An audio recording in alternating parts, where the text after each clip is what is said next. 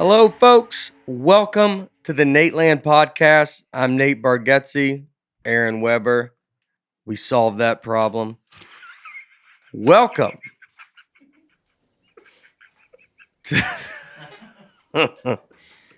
Yeah.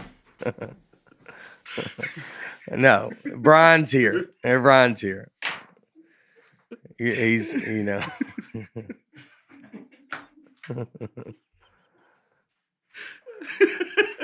It's not bad. No, that was awesome. Not bad. Bates, Brian Bates here. I have to apologize because I got in a lot of trouble by everybody that I was mean. I didn't mean to go on a big. I did. I guess it's all coming out of. I was trying to be funny, making fun of you, and people took it too real, and so I shouldn't have done that. And I don't want anybody. I don't want anybody to think that. I don't want anybody to hate them, or like it was like it is trying to make jokes. It's trying. You go hard. Like I come from a New York scene of, and it's not saying it's right or wrong, but like it's very hard. Like it's very just you go super hard after each other. But I shouldn't have done that. I don't want anybody to think one guy doesn't want to come to the show ever again. He was so mad. But I don't want you to think I ever have like any of this in my heart. Like I don't hate anybody. I would never in a million years make you feel bad. I have no desire to do that. You're seeing like three dudes hang out and we're just and we're going after each other hard. I probably did go after hard him. I probably did get frustrated a lot when we traveled together, and it might come out like that, and you see it. And I can get very like intense. I can get very, I'm not perfect.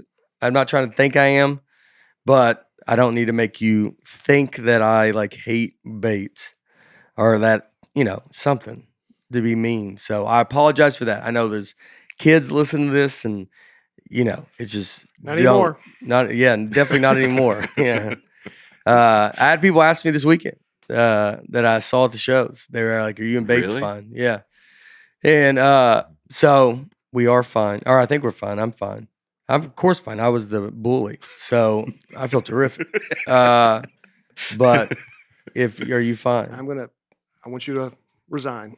All right, I will step down. Like The Office, when Michael holds that apology and brings in the woman, the watermark episode, and it doesn't go over. And she's like, "No, I want you to step down." And they end up getting a huge fight. He calls her like a bad name with the Scranton Times there. I will not step down. What is his speech to go? You will have to pull my dead body from this podcast before I step down. I will not. No, it's I know people are like, "Oh, maybe the last couple I've been grouchy." We've definitely been on the road more than I've ever been, but that still doesn't matter. That's not y'all's fault. That's no one's fault. It's not their fault. That's no one's fault. I can choose to do this or not do it. I do enjoy doing this. It's fun. I've got to learn the balance. I'm working on the balance. It's part of my reason about trying to work out and get in better shape, to have a better attitude towards everything, for all the work that is coming down. Your whole life you work to get this much work, so you don't want to blow it. But it will not, I get it. Like it was too much. I can get on like, it's like I called you a cow. That didn't help. That might have been the one that sent it over the edge. But in my head, there's like, I'm making a joke. Like, and I'm not trying to make fun of you, but it's like, I don't know. I'm just on a tangent. Yeah. And I'm like used to, like, it's not like I'm used to, like, but it's like I was watching a clip this morning, Rich Voss and Bobby Kelly and the New York comics, and Rich Voss came and had a watch on, I guess, that Bobby wanted, and Bobby just asked him to leave the podcast. And it's like, I was like around that. So it's like, sometimes it just, it gets over into other things where it's just like, you really just can go after someone. Yeah. And it can be too much. Now, we recorded 2 podcasts that I can't hear my mic, but we recorded 2 podcasts that day. That was the first one. Broke for lunch. Everything was fine. Yeah. Recorded another one after that. Yeah. So if you want to really know how our demeanor was, watch when we do the talk show episode. That's how we were. Like, just to show there was talk show episode. We recorded one on talk shows. Yeah. It'll come out later after that one. Yes, that was right after that one. Yeah. But they might see it still. What if they're still like, Yeah, I can tell. Yeah, because you hadn't read these statements yet and felt sorry. Yeah, I had to give a speech. My memory is that I don't remember anything like lingering over that second. Like it wasn't a no. Yeah, I don't. But I mean, yeah, look, when you call another man a cow, definitely can understand how people even could me. be. I don't even think that was the worst rant you had that day. But I don't want anybody to think that. I mean, that one guy's not coming to the show. Like that breaks my heart. Like the dude to think that he was like, this was his last straw for him. And look, if he doesn't want to, like, I get it. Like, you don't have to. Like, but it's like I would never make that guy feel bad. I never want anybody to be truly hurt and their heart to be hurt. Like, I have no desire to do that. I'm trying to be funny. We're making jokes. I definitely think you go too far. This is a big problem you have with as even comedians as all of us. Sometimes when you talk to like someone that's not a comedian and you make jokes that's like way out of line. And because you're like, mind is just kind of like always just, it's about the joke. And so sometimes when it does come across, it just comes across mean. And now, if I am tired. In fairness, half those posts were ones that I created, fake accounts. Well, there's a lot.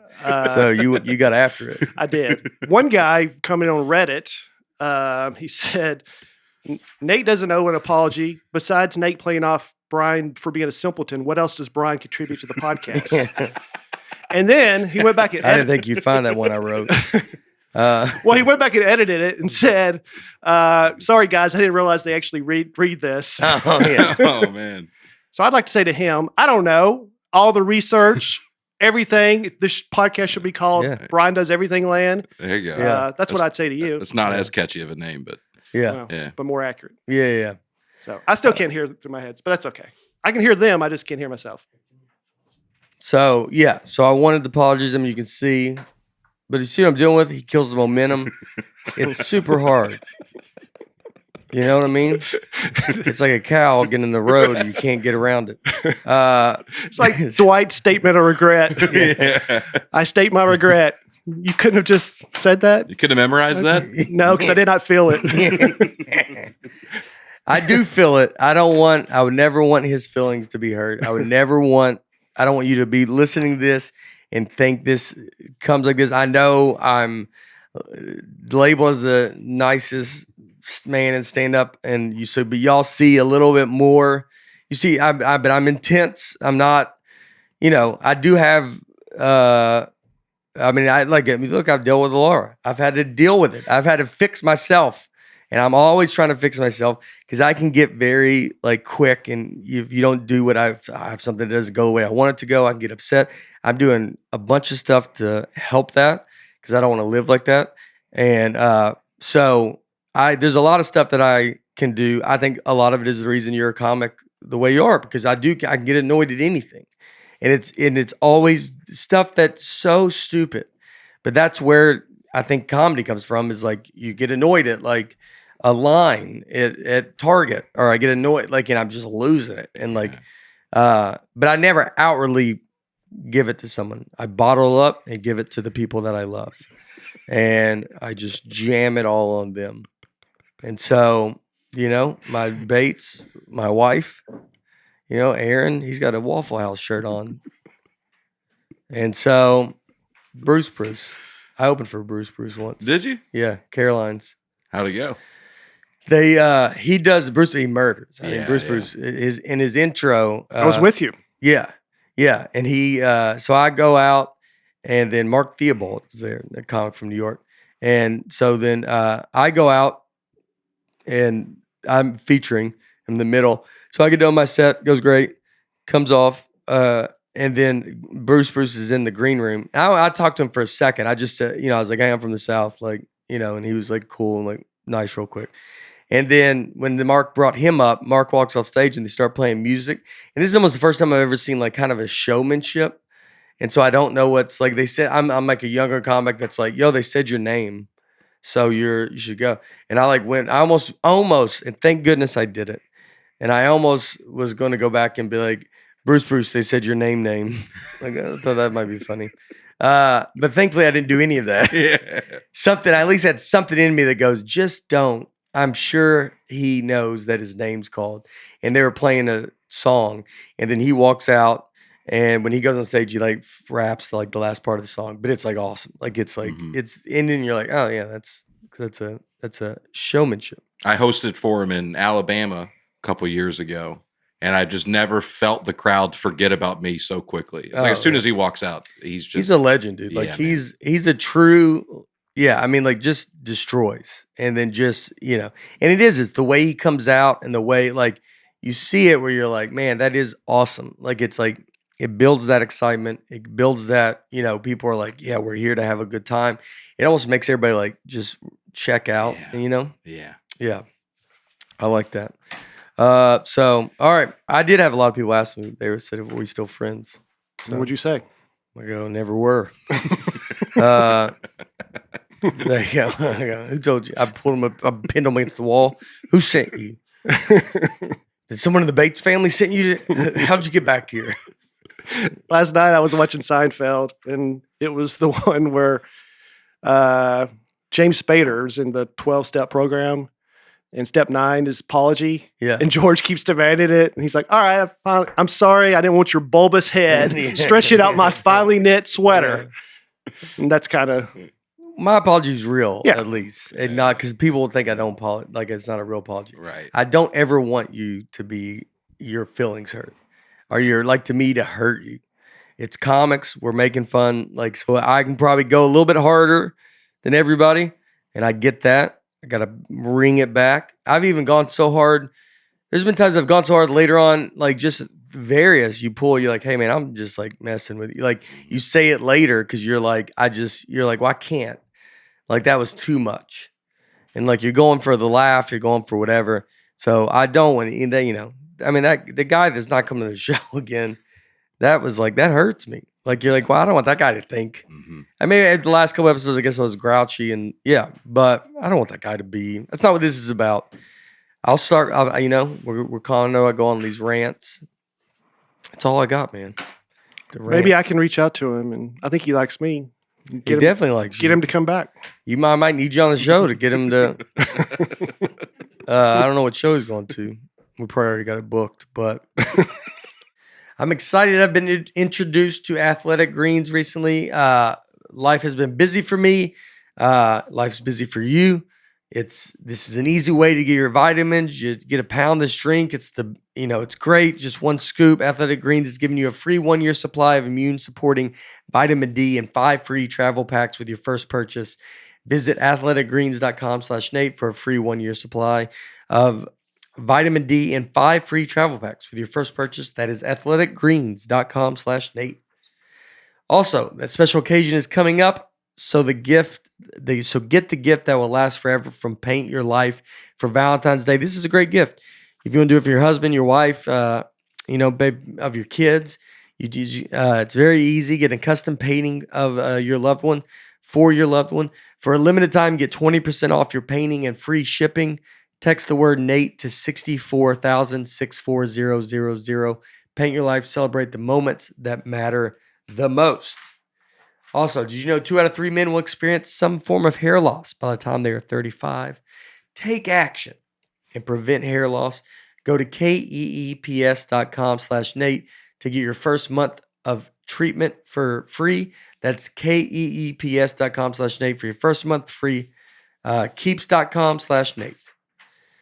Also, Green Chef makes eating well easy with plans to fit every lifestyle, whether you are keto, paleo, vegan, vegetarian, gluten-free, whatever you are, just looking to eat more balanced meals.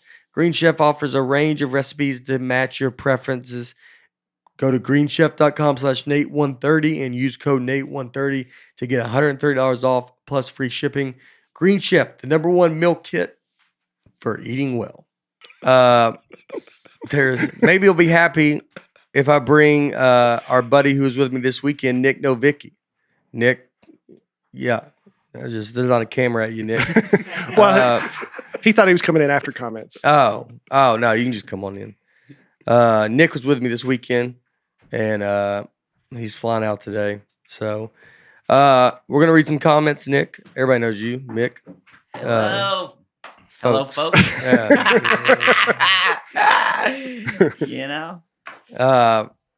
Blake Fitzsimmons. I just want to say how much of an impact Nate, his family, and the podcast have had on our lives.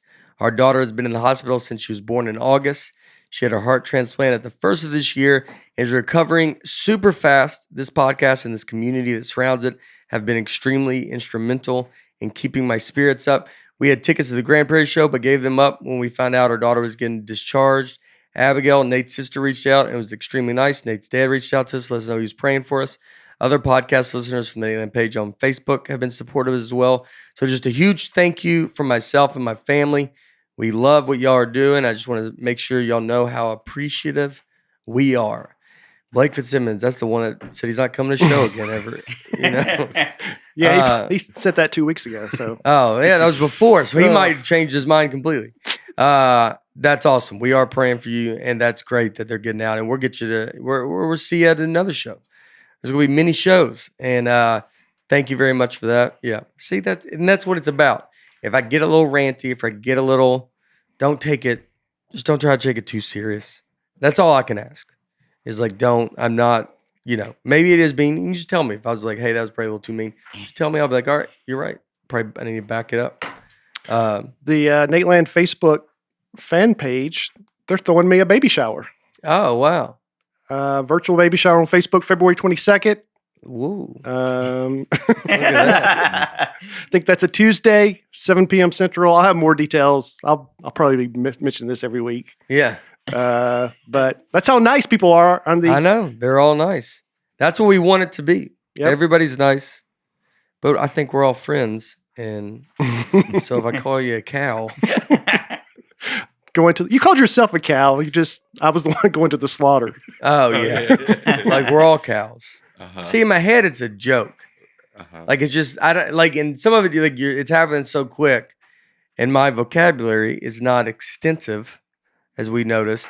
So I have to go to the basic, just say cow, and I picture in my head, and it's all funny in my head, yeah. And I don't, and then like in the moment, I don't think like, hey man, you just called another guy a cow, and that he was about to get slaughtered. And then none of that like clicks in that moment. I feel like a cow is positive. The slaughter is a little bit where you go, hey, there's always a line. The cow. I don't know how being called a cow is positive, but I mean, they're pretty happy usually. Yeah, that's true. That's true. I bet they'd be difficult to travel with. Was that to me? I'm sorry. See, that's not my fault. That was Nick's fault for doing that. I wasn't talking about you. I'm talking about me. I'm a cow that's ahead. I'll be the cow. I might have just ruined everything. Like all that we've had built up is gone. John Whipple, Nate, so encouraging to hear that you're creating a brand that will make it easy to identify clean, non-political content. Your comedy is enjoyed by my whole family. I love that. I got asked about that this weekend. Yeah, hopefully it goes. Might not go. I think it'll go. We'll do something. You keep going. But that's the idea. Give you guys the nice dadgum comedy y'all deserve. That's so funny that you broke that news. You do a 30-minute rant, on me, and then we wrap it up by the way, starting this. See, that's where I'm not perfect. I can be the most hypocritical person on earth. I can say one thing, and then in my head it can all make sense. I'm saying so much stuff but I have no idea what I'm saying. I don't think I'm perfect. Don't think I will never make sure that I make you feel terrible. I can assure you that. That's the thing that hurts me the most is I don't want him to feel bad. I don't want someone to think that. I'll never make it. I don't want your heart to be hurt. I don't want you to think I'm making fun. I would never make you think I'm better than you. I don't have that in my body to do that. The comedian in me can be hard and mean and blah, but it's like, I think sometimes you're like, well, I don't think any of this. And I hope that comes off. So then that's why you can go super hard. Because then you think, well, I would never do something, or like, when I tell you I pay for it, like it's like, I'm not saying it to hold that over you. I would never hold that over you. I would never in a million years. I know I'm saying it. I think I'm saying it I'm in my head. I'm like, at least I'm trying to show you that I'm doing something not like it's like, and I think that's what I think like, well, if I tell you I'm doing this nice thing for you, then I can tell you I can make fun of you. And that's probably the logic that I used in my head, but it was wrong. You guys let me know. Laura Emsweiler Watson. I'm not a doctor, but I do have some experience with ADHD, and Nate's texture issue with paper napkins is a huge clue that he possibly has it. Nate should take one of those online quizzes for it on air. All right, might do that. An ADHD online quiz. I mean, look, I'm like, should be in a hospital. Yeah, it's really not his fault. I mean, something's wrong. I can't even do anything, Nick. Do you tend to avoid or delay getting started on a new important task? I don't know if I do that. No, I wouldn't say that. Yeah. I want to get it over with. Oh, yeah. I can't let it go when I know it should be done. That's another thing that I have to deal with. I have problems with that. We got Abigail working here, my sister, and Laura. Like, if I look at things like if I want to know an answer to something, I don't understand how the answer is not, and then I can't let it go. And if I'm not good with if I ask something and then instead of just thinking it gets solved, I need to be told it was solved.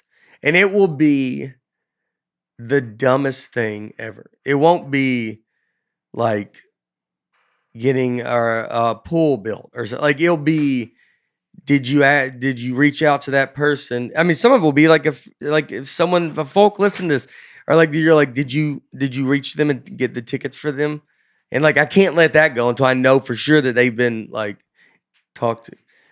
Do you find yourself making careless mistakes when engaged in something you feel is boring, repetitive, or difficult? Well, that's a good one. That's a good one. I would say you just check out. Well, I mean, I guess I called you a cow, so that was probably careless. I don't know if I was bored. No, I don't think you were bored. I think that was directed. Yeah, I think you were very, very focused. I think that was the most I've ever been on. You were zeroed in, man, for sure. I don't know if I make the mistake, but I get bored with it a lot. Yeah, I get maybe, but I mean, the whole thing's correct unless it's a mistake. Like I don't know how many but maybe I do make a mistake. But I can get very bored. I get very if it's not up my alley, I'm just like, yeah. And I'll just zone out. I like don't, pay attention. Yeah, I don't think this is you, man. I'm just looking through the questions. I don't think. Yeah, so far it's not sounding like it. Well, I don't get I can get distracted though. I can do it when someone's talking to me, then I can just be like, I'm gone. But you get distracted. Yeah, I definitely have some of this. A lot of this. Yeah. Where you just zone out. I've never really thought you had AD. I think you're distracted because you guys got a lot going on. Yeah, I think that too. But I don't know, like, why do I watch these movies and like I can't focus on them. I can't. Because you got a lot on your mind. Yeah, that could be true. Greg Cole. I like that. Well, I know. Lauren Watson was not she's like, I'm not a doctor. We're like, but I think she knows what she's talking about. Well, the napkin thing's what she's... Yeah. Which apparently that's a sign. That's a sign. I might have lunch. I might be just kind of wrapped up with a little bit of everything. Like an everything bagel. Greg Cole. Intern Cole got mixed up somehow. Utah has the youngest median age at 31.3, with Alaska having the second youngest median age with 35. Maine has the oldest median age at 45.0. People in Utah tend to have an entire van or SUV full of kids, which brings that median age down. So I fired Cole. There you go. Really Cole Ever. Guess what? His hats are going to be that he chooses his college will be limited to one, apparently, because he's not smart enough. Dadgummit, Cole. Yeah, somebody said MTSU. Yeah. Because I guess when he was on, I tried to get him to go to MTSU, and they said he may be going to MTSU after all. Yeah. But no. Can you imagine us firing someone for making a mistake on the show? Yeah. If anything, we gave him promotion. Yeah. The funny thing about it is, I think, so I read them backwards based on Cole's research, said Maine was the youngest, and I think I said Alaska was the oldest, and it's basically the other way around. I think you said both of those. I think you said, yeah, that makes sense. Yeah. But which is just kind of funny because it was the exact opposite. The exact opposite. Did you read it wrong or Cole got it wrong? Cole got it wrong. Oh, you would think Alaska would be the oldest. We're going to get rid of it. Yeah. You would think so. Yeah. Yeah. It's cold. There's snow. You know. That's why you and Cole are both fired right now. No, Cole does great. We had some duties in high school. He's going to school trying to get into college. Cole did great. Yes. Taylor Ruggles.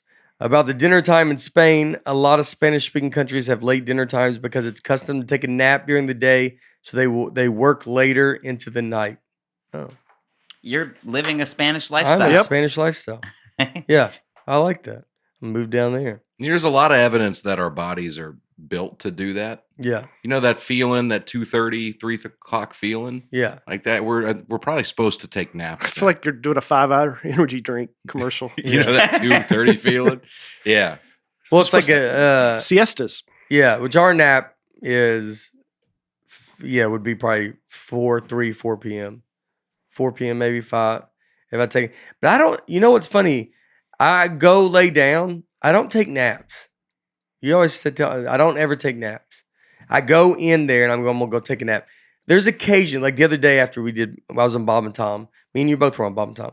But that nap, one of my favorite naps is getting up to do morning radio. When you only get like 3 hours of sleep and then you go do radio. So it's borderline not even a nap. It's going back to bed. But like then you go eat and you're just so tired. And then it's during the day and you're like, I can't wait to go back to sleep.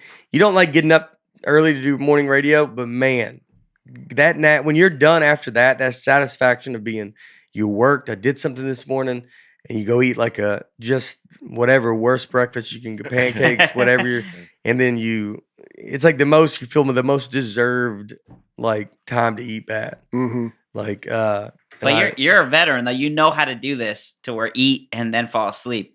I'm tired, and I'm also drinking coffee at the same time. Yeah. I'm like, I gotta stay up, and then I'm like, oof. I had a little bit of coffee before Bob and Tom, and then I have a Diet Coke at breakfast. Diet Coke, sir. I mean, come on. Then I go back to sleep. But I'm having trouble with coffee at night. I'm having to time my. I always like to I get one before the show, and I think I gotta have it at like 2 p.m. or something. I'm getting old enough finally. But you eat after the show, right? And you drink caffeine?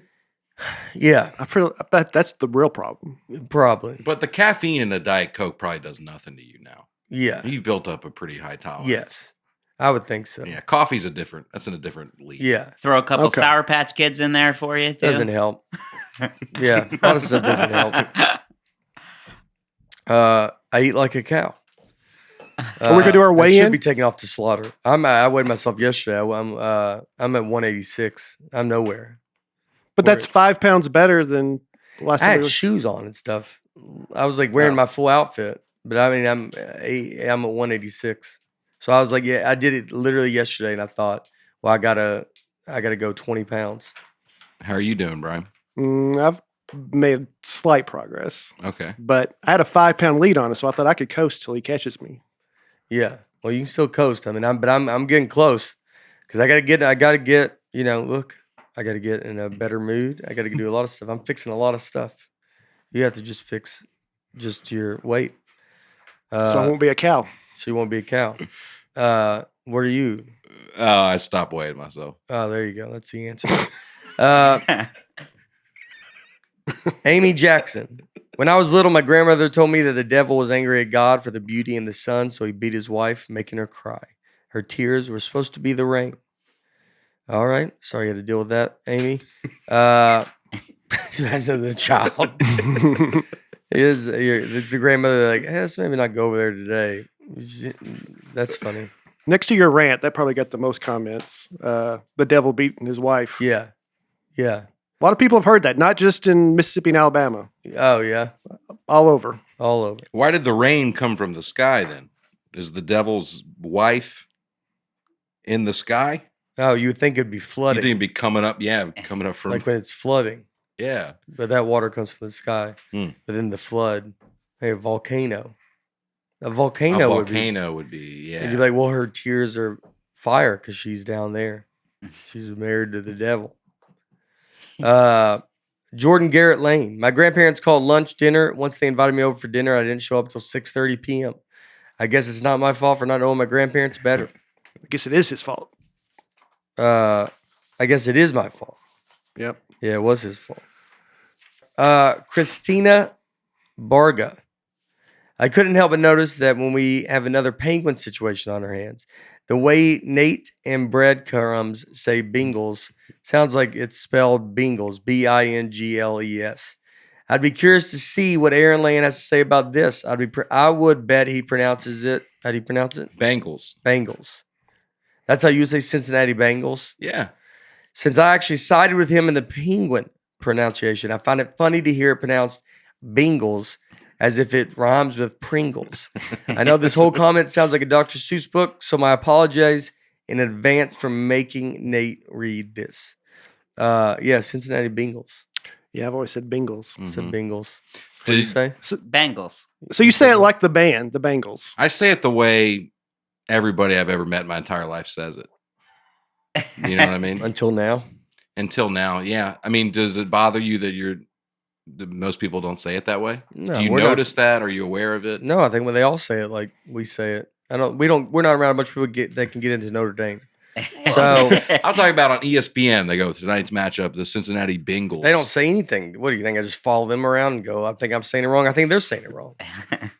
Okay. What are you protective of the South or you not protective of the South? Who are you defending here? That's a good point. I've never noticed it. I never noticed it either. The more we talk about it, the more I'm thinking Bengals, like Bengals. Bengals. Cincinnati Bengals. Now I'm saying it's wrong in my head, and I'm like, I can't get it out. Cincinnati, and he's from Connecticut. That's ESPN territory. Yeah. That is true. We right invented near Bristol. how to say it. Yeah. Bengals. How do you say it? I say Bangles, like the bangs on your hair. Bangles. But like the band, the Bangles. Yeah, that's a funny reference. I would like to say, but I mean, they spell it differently. Both ways that Bingles, the way we say it is B-I, the way you say it is B-A. Mm-hmm. No one's saying Bangles. Bangles. She nailed it though. This is Bengals, the exact. Bengals, This is the exact Bengals. argument we had about penguins. Yeah. Penguins. Rachel Jones. My husband is from Morocco and says the Moroccan time fact is simply not true. He said that if you show up an hour late to meet a friend, they would be angry. And if you show up a day late to a doctor's appointment, you would be laughed at. Please let the listeners know so they are not disappointed when they miss their dinner reservations and tour times. I'm glad we got that. I'll be honest with you, I'm a little let down. I love the idea that you would just show up the next day, dude. I thought that, to live in society, that would be a very frustrating society. I don't think I could probably handle it if they lived like that. I would end up apologizing every day. I would end up going into every doctor's office the next day and be like, hello, I'm Nate Bargatze. I'm sorry yesterday I got a little carried away.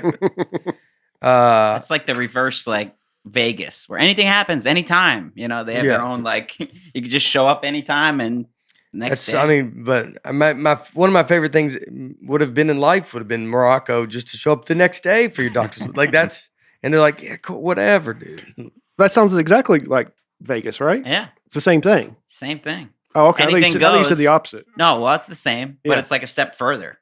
Anything goes in Vegas. Anything goes any day in Morocco. Yeah. You could just, do whatever you want. Yep. There you go. Shelby Sheridan. Thanks a lot, guys. I blame you all for Amy's loss last night on Jeopardy, January 26, 22. Same day that Nateland aired, she lost her 40-game streak. You guys jinxed her. That's Sorry, true. Amy. That is true. Do you know what her total winnings were? Did she break 1 million? Yeah. She broke Dang. 1 million. Yeah. That's second most wins. Wow. Well, that's good. Yep. Being from Chris Bourret. Being from New England and hearing Brian say we call a milkshake a frappy is driving me crazy. It's spelled frap, but we pronounce it as frap. When he said frappy, I was losing my mind. Chris, you need to apologize to Brian right now. Is anything I learned, Chris? It's not. It's our fault. We're the ones, me and you, buddy. Sorry, Chris. Chris Culp. In regards to yard sales, my cousin Kyla was going through a box of items only to be told that they were cleaning out their garage, not having a yard sale. She also thought her car was broken into because when she got inside, there was stuff thrown about everywhere. Then she realized she was in someone else's car. Kyla sounds like your kind of girl. Oh, that's funny. Yeah. All right, now I get it. Yeah. I didn't get it at first. Like, she just went up to someone's house. Yeah, and just started going through their stuff in the garage. Oh, that's great. That's so funny. That's so funny. Have you ever come close to getting in the wrong car? Oh, I do it all the time. Yeah. I've sat in the wrong car and started adjusting the mirrors, and then I realized it's not my minivan. Yeah. I think I had a joke with it. It's happened to me. I did a joke about it. John F. O'Donnell. I don't remember. I've talked about it. A comic. But one day I was picking him up, and I watched him get in a car, and he was on the phone with me. God, I think I've told this joke on stage. I don't know if it's in a special, but it's. And I was like on the phone, and like I regretted not saying because he goes, "This your car?" And like I just said. I go, no. And I remember I should have been like, how do you not? That's when I think I got good at playing little pranks because I learned a lesson there to go like he was about to open a door and get in. And I could have watched it. I could have listened to it. And but just my good heart in me said no. And I beat that good heart down. And now I'm pretty mean. It's happened to me though in Vegas where I've literally got into the wrong car. And then crashed it in the parking garage. Can I crash this car? No. We ordered an Uber, and I was with my buddy Clint, who's also a little person, and he's got a scooter. And so I literally get into the car. I sit and close the door, and I'm like, "Do you mind helping get my buddy's scooter in the trunk?" And he was like, "Who are you? And why are you in my car?" You getting in and then also like giving the guy's got to do a bunch of stuff. Like it's not like it weighs 60 pounds. Yeah. I could get somebody else. I was literally like, I can have somebody else help me. He's like, "What are you doing in my car?" His buddy great. Clint's the best. He is so fun time. He's a fun time. What is Green Chef? What is Green Chef? Green Chef is a CCOF certified, California certified organic farmers meal kit company. Green Chef is now owned by HelloFresh, and with more meal plans to choose from, there's something for everyone. We love switching between the brands, and now my listeners can enjoy both brands at a discount with me. Green Chef saves you time by taking care of meal planning, grocery shopping, and most of the prep for you week after week, so you do not have to. Green Chef's pre-made and pre-measured sauces, dressings, and spices get you more chef-inspired flavor in less time. As the first ever and only keto meal kit on the market, Green Chef makes sticking to a carb-conscious lifestyle easy. We enjoy having Green Chef in our dinner reservation. We are so busy, and we get to get an organic meal to easily cook at home is awesome. It's an easy way for Laura to make me and Harper eat more vegetables. Laura does it. She cooks it great. It's also it's great because it's like a real meal. Go to greenchef.com/Nate130 and use code Nate130 to get $130 off plus free shipping. That is greenchef.com/Nate130 and use code Nate130 to get $130 off plus free shipping. Green Chef, the #1 meal kit for eating well. Also, guys, give Keeps a try. I think this seems so easy. It's a new year, so it's a great time to try something new. No in-person doctor visit. Keeps is delivered right to your house at a very affordable price. I think that is all you need to know. If you notice thin hair, then now is the time. Go online and look at their before and after photos, and you can see for yourself. More than 50 million men in the U.S. suffer from male pattern baldness. Keeps, I don't think you need Keeps at all, Brian. Keeps offers a simple, stress-free way to keep your hair. There are only 2 FDA-approved medications that can prevent hair loss, and Keeps offers both. That is pretty cool. They have a virtual doctor, consultant, and medications delivered straight to your door every 3 months, so you do not have to leave your home. The treatment starts at only $10 per month, and Keeps offers generic versions. Keeps has more 5-star reviews than any of its competitors. Prevention is key. Treatments can take 4 to 6 months to see results, so act fast. If you are ready to take action and prevent hair loss, go to keeps.com/Nate to receive your first month of treatment for free. That is keeps.com/Nate to get your first month's free. keeps.com/Nate. Also, we ordered a painting that for our daughter, paintyourlife.com. We ordered a painting that I thought we had 2 pictures of our daughter Harper's favorite horse that she rides at her little horse camp that she works at.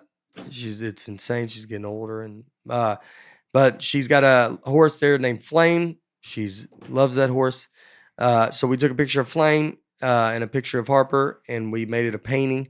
She has it in her room. She loved it. It was super easy to do. We just uploaded 2 pictures. They told them online order form how we wanted it together. And I mean, like a few days later, we had proof, and it was perfect on the first try.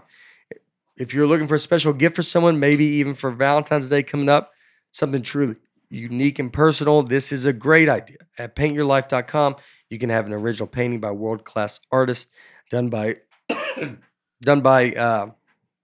hand from any photo at an affordable price. You can order custom-made, hand-painted portrait in less than 5 minutes. Quick and easy process. Get a hand-painted portrait in about 3 weeks. At paintyourlife.com, there's no risk. If you do not love the final painting, your money is refunded, guaranteed. And right now, as a limited time offer, get 20% off your painting. That is right, 20% off and free shipping. To get this special offer, text the word Nate to 64,000. That is Nate to 64,000. Text Nate to 64,000. 64000. Paint your life. Celebrate the moments that matter most. Message and dates, rates may apply. Terms apply. Available at paintyourlife.com/terms. Again, text Nate to 64,000. Final one. Also, I'm excited. Our new partner has a product I've started using every day. I started using Athletic Greens. I don't eat the best, as I talk about a lot on this podcast.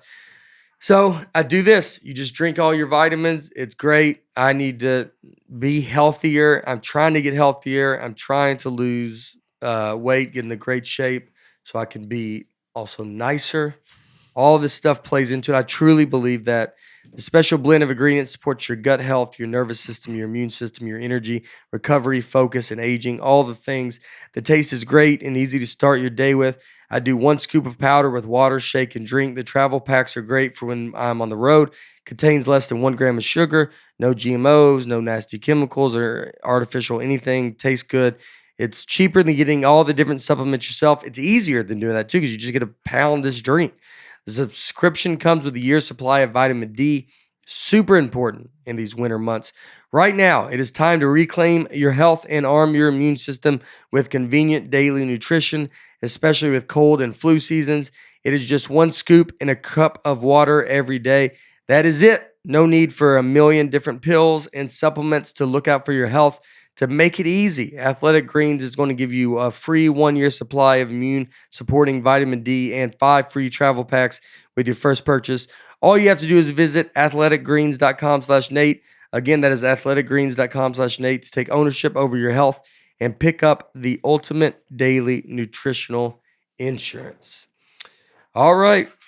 People were asking too, y'all, because y'all read some of the ads recently. Mm-hmm. And we were just mixing it up. Yeah. I like doing it. Yeah, it was good. And so we all do it. I know you guys, that's, we read, it's a lot of ads. So I know people don't, but it's like, it's how the boys make money. And so, yeah, I don't know. That's it. But we also do I thought you were going to go to a rant. Yeah, I go. I pay for you to be on this podcast. We're going to read these ads. Brian Bates flies first class. No, but this is all stuff that we do use, though. Like, we're not, I do specifically, I don't use Keeps, obviously, but that's, I think, a good thing to use. But we ate that meal before we went on the road from that on Wednesday. Yes, we had the Green Chef. And then we did Athletic Greens before. And so I don't do stuff that we wouldn't use. I don't. Talkspace?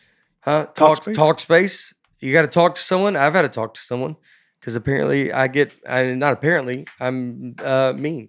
So, you got to deal with that. And I have.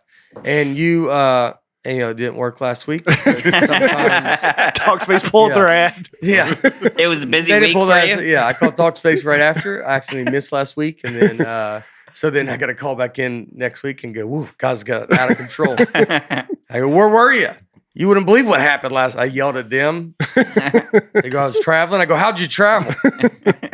But they, but I try not to give you anything that we wouldn't use. I've said no to stuff.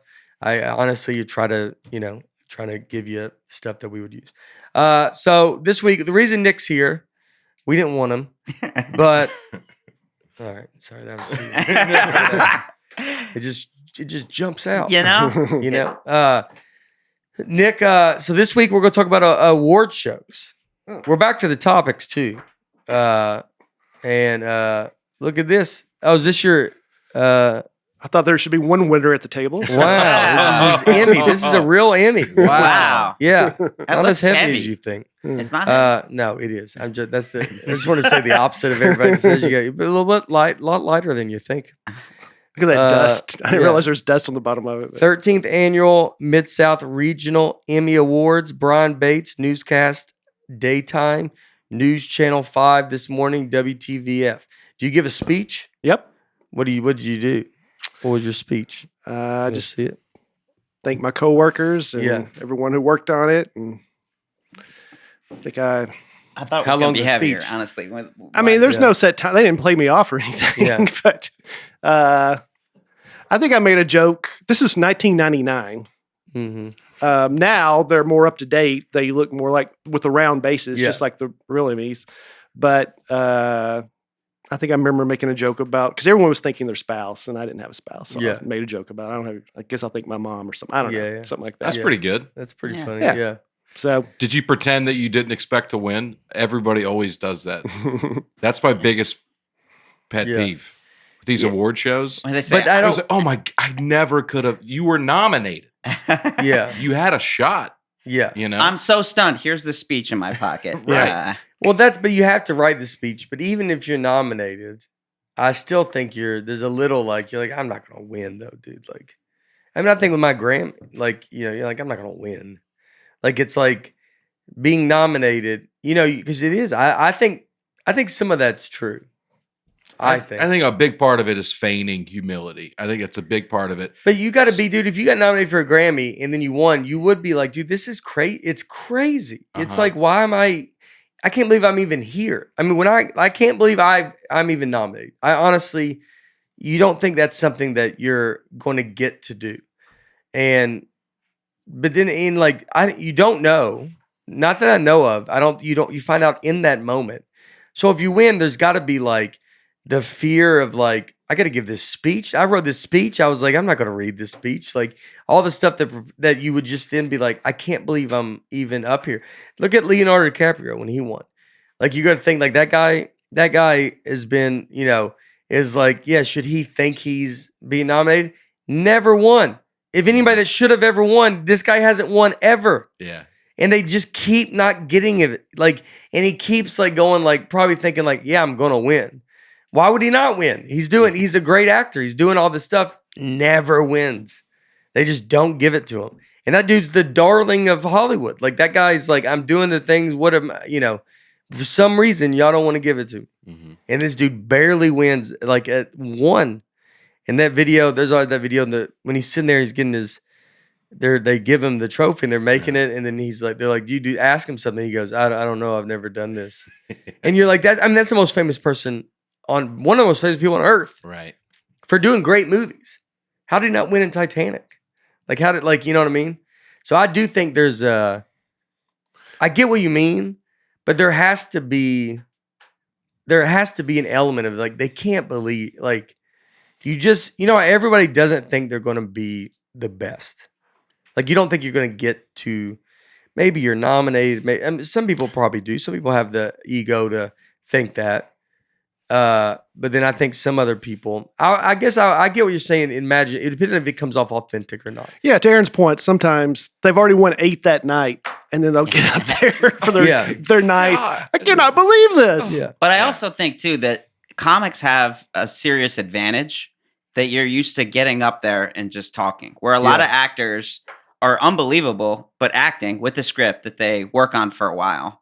So in that moment, it's crazy, and you're not. You're just saying saying whatever. What you think you're supposed to say. And it's like as a comic where you're like, there's a bad thing that happened. There's an issue happening at a table in front of you, and that's a weird. You're more used to the craziness of on the fly situations. But I think that comic. But I think you're still just like kind of terrified and nervous and like, wow, all this I've been working my whole life and this happened. So I get a little bit why people would blank, but I think it's so much more beneficial for a comic because in that moment you can say something funny or you got to think you're not going to win this. Did you think you were going to win this? This is the first time I ever been nominated. I didn't know what to think. No, not really. Yeah. It was, I mean, sort of so long ago, I don't even remember, but yeah, I mean, I think it was 1 in 5 chance. And at that time I was really like, I don't even know what these, it's not like a singer or an actor where you know exactly who you're up against. Yeah. I'm up against some TV station in North Carolina. Yeah. I don't know what it is they did. Yeah. So I just thought, well, I got a 20% chance. Yeah. But yeah. Yeah. I mean, I think about like with like I don't know. You sit there and think about it for years. I've seen the other nominees. Oh yeah. No. Yeah, it's not happening. Congratulations, Bo Burnham. Yeah, he's not nominated for his Critics' Choice. Yeah, he is nominated for Grammy, but it's a different category. And Bo's was unreal. But it's like but you sit there and you're like, I don't know, dude. Why would I? Like you do. I think I'm just saying that. And I'd probably say this is crazy or something. And it's like but it's like. I don't know. You're like, I don't expect it. Because it's like, it seems too surreal. Why would I get it? Mm. I can't believe I'm even I can't even believe it to be to that point. Like, you're like, I'm just an idiot from here, dude. Because this is a whole world you never thought you'd even be you're doing comedy. It's all about the jokes. You're just trying to get ahead as a comedian. I don't even know what you're searching for. It's not like you're sitting there going, I mean, I've talked about, I have my goals and dreams and I want to do this stuff and I want to create this stuff. I want to start a Nateland world and like be able to like do this stuff. And there's a lot of like drive. I know I have a lot of drive. I know I have a lot of like, which plays into like my being upset or mean. It's like I can get I'm in my drive and I want like, I think everybody should be doing like, I'm doing it. You should do it. We should all like, you have this mindset of like, just do it, dude. Like, I don't like, but it seems insane. It would be insane. Cause it's like, it is. You're just like, dude, we're just family from Old Hickory. I think we're good people, unless we're talking about Brian. And then we're, and you're just like, I don't know. You just are like, it would be wild. It is wild that you're nominated and it's like you're there. I mean, that is such an insane accomplishment. Insane. I mean, I look at the nominees this year for you, that everyone's insane. Dave Chappelle won the Grammy 3 straight years. Yeah. 2018, 2019, 2020. Tiffany Haddish won it last year. Mm-hmm. All huge names. Last year, the Critics' Choice, the nominees, it was a tie. Did you know that? I think Seinfeld and Michelle Buteau. Oh, you already know that. Okay. Yeah. But then Fortune Feimster, Hannah Gadsby, Mark Maron, Patton Oswalt. I mean, big names. Yeah. And Seinfeld won last year. Now you're up. You may win it this year. How crazy is that? It's crazy. I bet Bo's nominated in that one. Yeah. So Bo. But I mean, everybody. Yeah. It's again. That's the thing. Being nominated it's like you would tell you if you could one day. Your goal would be just to be nominated, and you're like, just let me. At least you can be. Maybe that would be your top. So winning it, but. Nate wins. But I get it. I get what you're saying. Like when you're seeing them and you think, because you think like, yeah, dude, you're the most famous person ever. How do you not? But that person might not think that. Like they might be like, it's like, I'd imagine they could be like, I don't know, dude. I'm just like, like Denzel Washington. Like I've become like kind of obsessed with him recently. And there was a video. He was on Jimmy Kimmel. And they actually showed it. But he goes to like his old Chicago neighborhood and he's talking to this old lady. And I mean, dude, he's just like one of them. Like they're just hanging. He's like, yeah, and it's the best. And like that guy, I probably knows by now, he knows he's going to get nominated on everything just because he's been around for so long. So like, I think he's just in the world so much. But like that guy seems like a guy that's like just this best dude ever, dude. Like he just seems like a guy that would never, I think, would be surprised that he's in the world that he's in, and he, and it could feel like crazy. I don't know. Yeah, he's one of the most nominated for Oscars people ever. This makes me think of this clip, which I love. It's Ben Affleck and Matt Damon winning their first Oscar for writing Good Will Hunting. And they're just young dudes, and they are so over-the-top excited. I think at one point, Matt Damon's just like, yeah! I mean, it's crazy. They're just young. Look how pumped they are, dude. Yeah. But the adrenaline there, though, is it's just wild. Yeah, I mean, like that is like, they're like, I can't believe we won. Like they probably can't believe they won. Yeah. Like they can't believe their whole year has been whirlwind. Like, so they're like that year of them doing Good Will Hunting, it's been just a whirl. Like it's been nonstop. They didn't have time to even think about it. It's like they're just in it. They're probably at that point, everybody's asking them to do anything and everything. And then they're like, these two dudes just wrote this. And then they're like, hey, by the way, you're nominated for an Oscar. And they're like, you can't even wrap your head around that. Yeah. And then next thing, and then you're winning it. And you're like, that all probably happened within a year. Was just every day was something insane. Every day was a call from something that you can't believe. So you don't even get to catch your breath. Like you don't even get like to go like, and you're trying to just stay in the moment too. And you're trying to be like, yeah, man, this is like, you're trying to back yourself off and be like, yeah, this is crazy. I can't believe this. When I go to my shows, I look at the crowd, you go, I don't know why are you here? Yeah. You just can't, you just look at it and you're like this weekend where every show and you're just going like, why are y'all here? Why would you come here? Y'all you're wasting your money. Like Leanne was talking, you're like, and go wash their car, and you just feel like that because you're like, I'm not anything special, man. Like, and you're, so it's like that's all I would say. Not to diffuse your point. I think there would be times I would be annoyed by it. Yeah. Have you seen the video of Faith Hill at the CMAs where she faked outrage? That's also fun too. When you've been in it doing it so long that they have all the nominees up, and then they announce Carrie Underwood, and she's like, what? And she storms off. Yeah. And people thought it was real, but it's clearly a joke. She was just having fun. And that's fun too. That's fun too. Yeah. Yeah. Yeah. That's funny too. Yeah. There's no way we're going to be able to play any of these videos. Well, you don't have to. Yeah. That was the gist of it. Yeah. Award shows are good. Like, award shows were great. They were great. Like, I feel like they're still there. Like feel like they've dropped off. They got to get back to being the fun that they were. Because award shows were very fun. They were fun to watch. They were fun to do. It was a good time. How much of that do you think is the award shows changing versus just you changing and you look at them differently now? I think the award shows changed. I think it was, it's like a big part of it too is like the movies. Like you look at the Oscars, like they're nominating movies that you're like, I've never heard of these movies because they're making, it's all Marvel, Star Wars, it's all these kind of movies. And then the ones that are nominated for Oscars, like no one even knows about them. Like like the one with Leonardo Revenant, or is that what it's called? The Revenant. Yeah. So like that one was like a big one because it's got Leonardo DiCaprio in it. Like, or if it's got some big actors in it, but some of these other ones that are winning, you're like, I don't know what that is. Parasite, when it won, like I heard that's great or something, but like I never saw Parasite. Like I don't know where I would have gone. Like I'm not. If you're living, like, was it on the movie theaters? Like you go to Opry Mills and.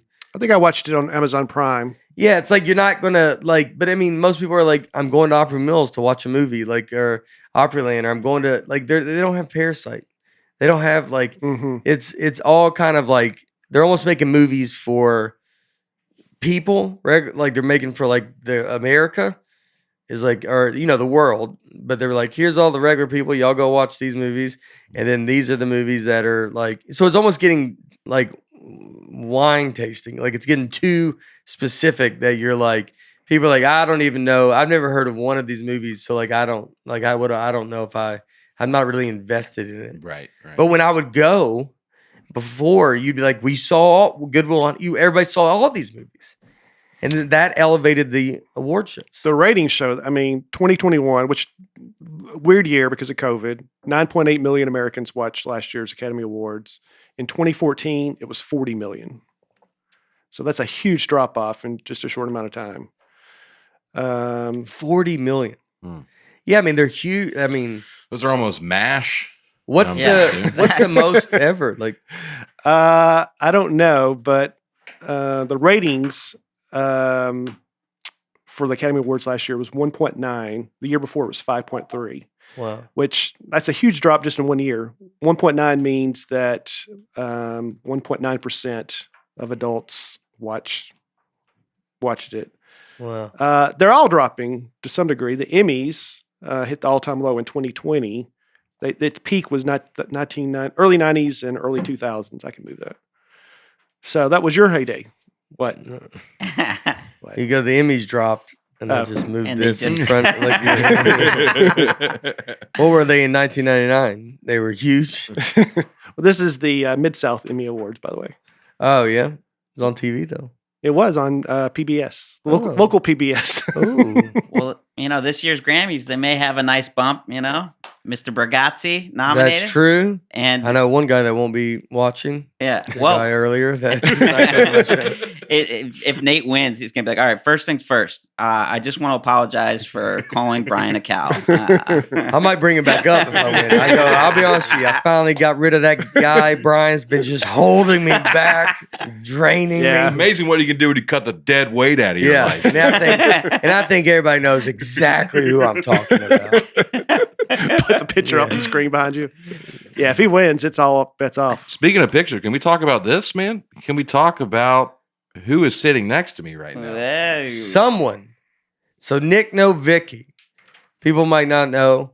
The Golden Globes, a lot of people protested this year, didn't show up. Nick does not care about any of that. Can I read something he supports them full time. From Variety magazine? Yeah. This is from January 4th. There will be no celebrity presenters this year at the Golden Globe Award. Variety has obtained a copy of an email where talent bookers sent several publicity agencies, and they were able to secure no talent clients for the show. Sources say no celebs have agreed to take part. Go ahead, Nick. That's when my time to shine comes. Yeah, baby. Yeah. Everyone out, a lot of fallouts, and then boom. Now is my opportunity. So they did it. This was a very cool thing, though, Nick. Yeah. It doesn't take away all the, but this stuff doesn't even matter. No. Like this is the Golden Globe. It was very cool that you got to do this. So this is by far the craziest phone call I ever get in my life. I get a phone call the Friday before the Sunday Golden Globes, and there was a presenter for 2 awards: the Best Actor and Best Supporting Actor, 2 of the biggest awards. Yeah. Got COVID. And they asked me, like, in the literally 23rd hour, they've already, got rehearsals, all this stuff. We want you to present these awards. Hollywood Foreign Press, they support the Easter Seals Disability Film Challenge with a grant. They asked me last minute because of this fallout. Wow. And it is just the craziest call I ever get in my life. Yeah. You got rehearsals tomorrow. I'm like, what? They're like, we're going to send you the script. There's 2 scripts.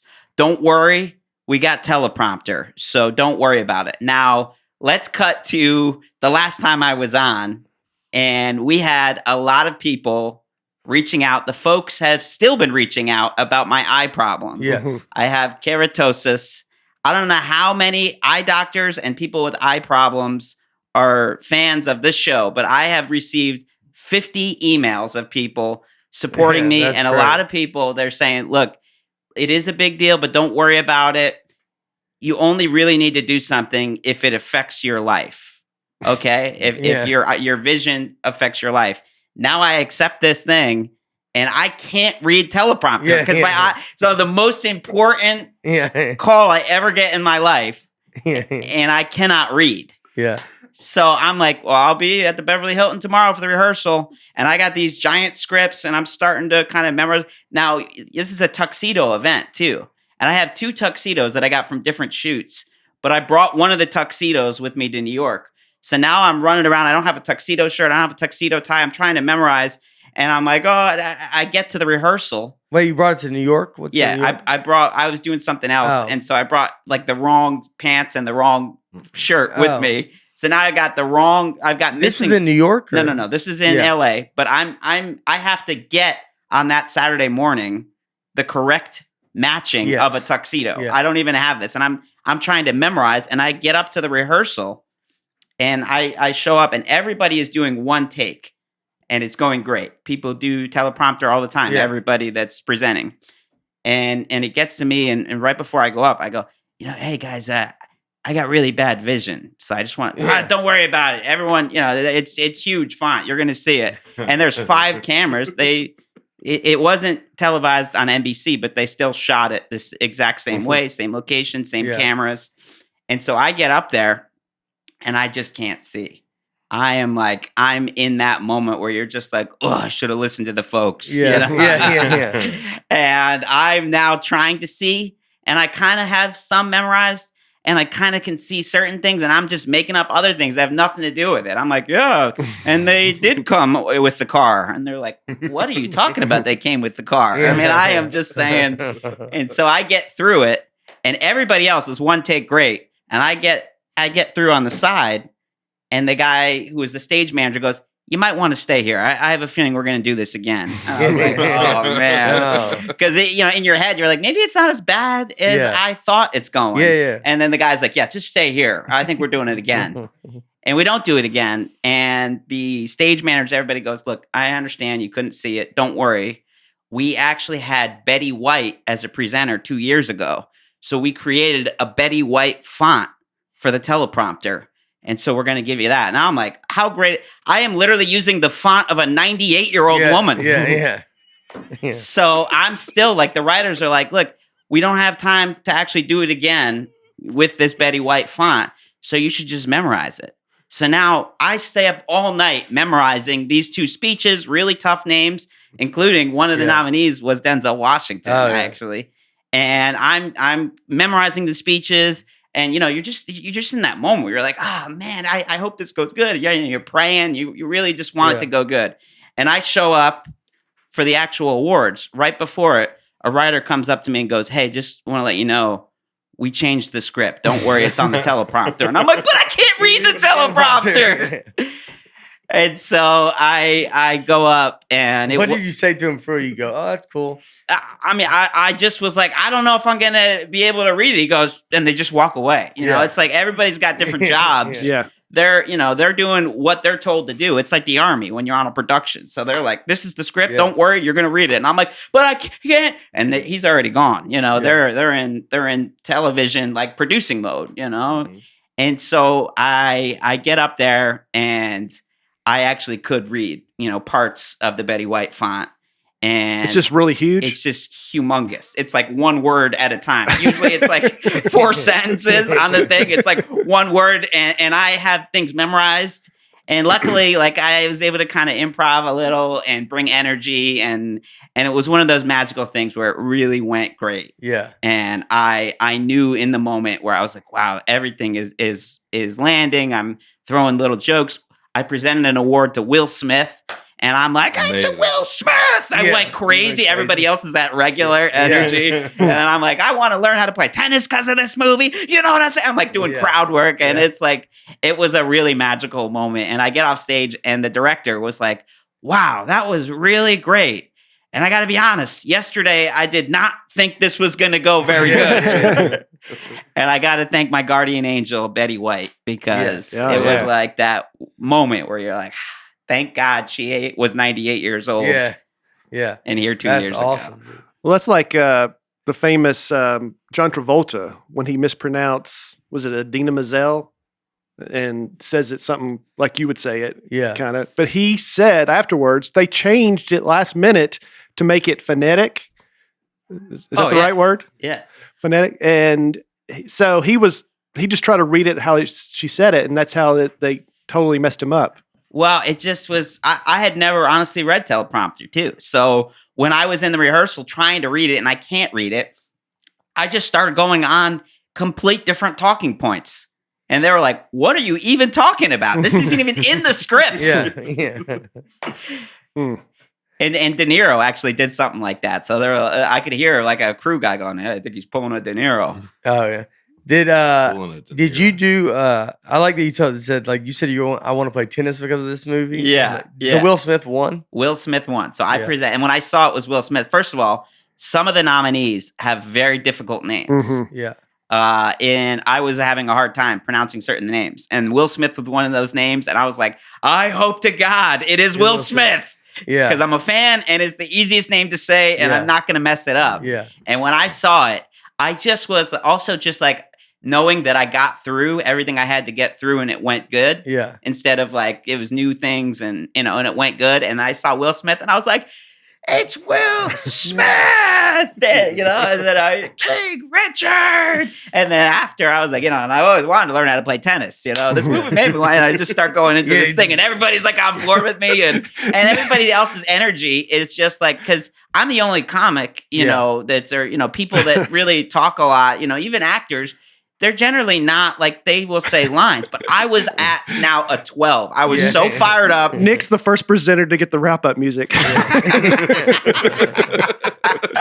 him off. It was that moment where you just had the adrenaline and just felt so happy. And I was because there was a time earlier that day where I was like, I think I'm going to quit show business. Yeah, thinking like you just start to get down that alley where you're like, everything's going wrong. Yeah. I can't see it. And I'm trying to memorize, but it's like a lot of stuff and you're memorizing it within not even a day. Yeah. And then literally within the hour before, they completely change everything that's you've been memorizing. Yeah, well, it's funny. Why would they change the script? They do that all the time. Yeah. Everything like that, it happens. And so you got to be like, it happens on, luckily I have that experience from TV and working on TV and they change stuff too. Yeah. And you gotta still do it. So, I mean, I was very honored that I got that opportunity, and having been in the business for 20 years, it's like, if I didn't have a ton of experience, it could have gone so bad. Yeah. Yeah. And I literally called Nate when I got this opportunity, like an hour after. And I was like, look, part of me, I'm like, this is an amazing opportunity. Probably the most exciting phone call I've ever got. And if it goes great, it is an amazing thing that I'll have for the rest of my life that no one can take away. Yeah. But if it goes bad, I'll be able to go on the Nateland podcast and talk about all this vision advice that I didn't listen to. Were there any recipients there? No. So you just announce it. And you were. It was like all different organizations that get funding from the Hollywood Foreign Press gives out a ton of grants, and they give out a grant to the Easter Seals Disability Film Challenge, which we just opened up registration. It's happening this year, April 5th to April 10th. You make a film that has somebody with a disability in front of or behind the camera. This year's genre is superhero. Go to disabilityfilmchallenge.com to learn more. But everybody that was a presenter was a recipient of a grant or involved in nonprofit. And it was a year about showing all the great work that the Hollywood Foreign Press does. And so there wasn't really anybody there was like Jamie Lee Curtis and Schwarzenegger, but they also, did videos so it was really more about the Hollywood Foreign Press and organizations they support. So I also had that advantage too, to where a lot of these people do great work, but they also are not used to talking in front of people. Right. Yeah. Now they are used to reading teleprompter. So I was like, Did you open the envelope before? Yes, it was exactly as you would see. Literally the exact same location. It's in the Hilton, which I used to stay all the time. I would swim in the pool whenever Nate would be in town. Yeah. And the same exact thing. You give the speech, and then you go and the nominees, and then you open up this like golden envelope, and it has the name. Mm-hmm. And that's like to see Will Smith's name too and read that. And I mean, it's surreal. They have all the Golden Globes right there. The nominees were Denzel Washington, Will Smith. Yeah, Benedict Cumberbatch, Javier Bardem. That was Javier Bardem. That was in the rehearsal script that I was, and I kept saying Javier Bardem. Bardem. I was saying it wrong. My wife was like, "It's dem, like Democrat." Bardem. Bardem. When you open the envelope, does it say anything besides Will Smith, King Richard? No. My buddy read the wrong winner of the Mid-South Emmy Awards. My buddy Ben, the same one who got nominated twice and lost both. Yeah. If anybody remembers that story, that's, I don't know. My buddy, we've told him a few times, he was nominated twice in the same category. There was 4 nominees. He was 2 of the 4. They announced, we have a tie. He was neither of the winners. I mean, how great. I love that. It's unreal, dude. It's the odds of that are, I think it's what are the odds of you getting nominated twice in a category and the other 2 people tie? And that's if they, golly. He also was a presenter once, and it was for Best Live Broadcast or something like that. So the Mid-South Emmy Awards, it's kind of weird. They were nominated for last year's show. So when he opens up the envelope to read the winner, they didn't win, but it said in there, it still had their title at the top of the page. Does that make sense? Mm-hmm.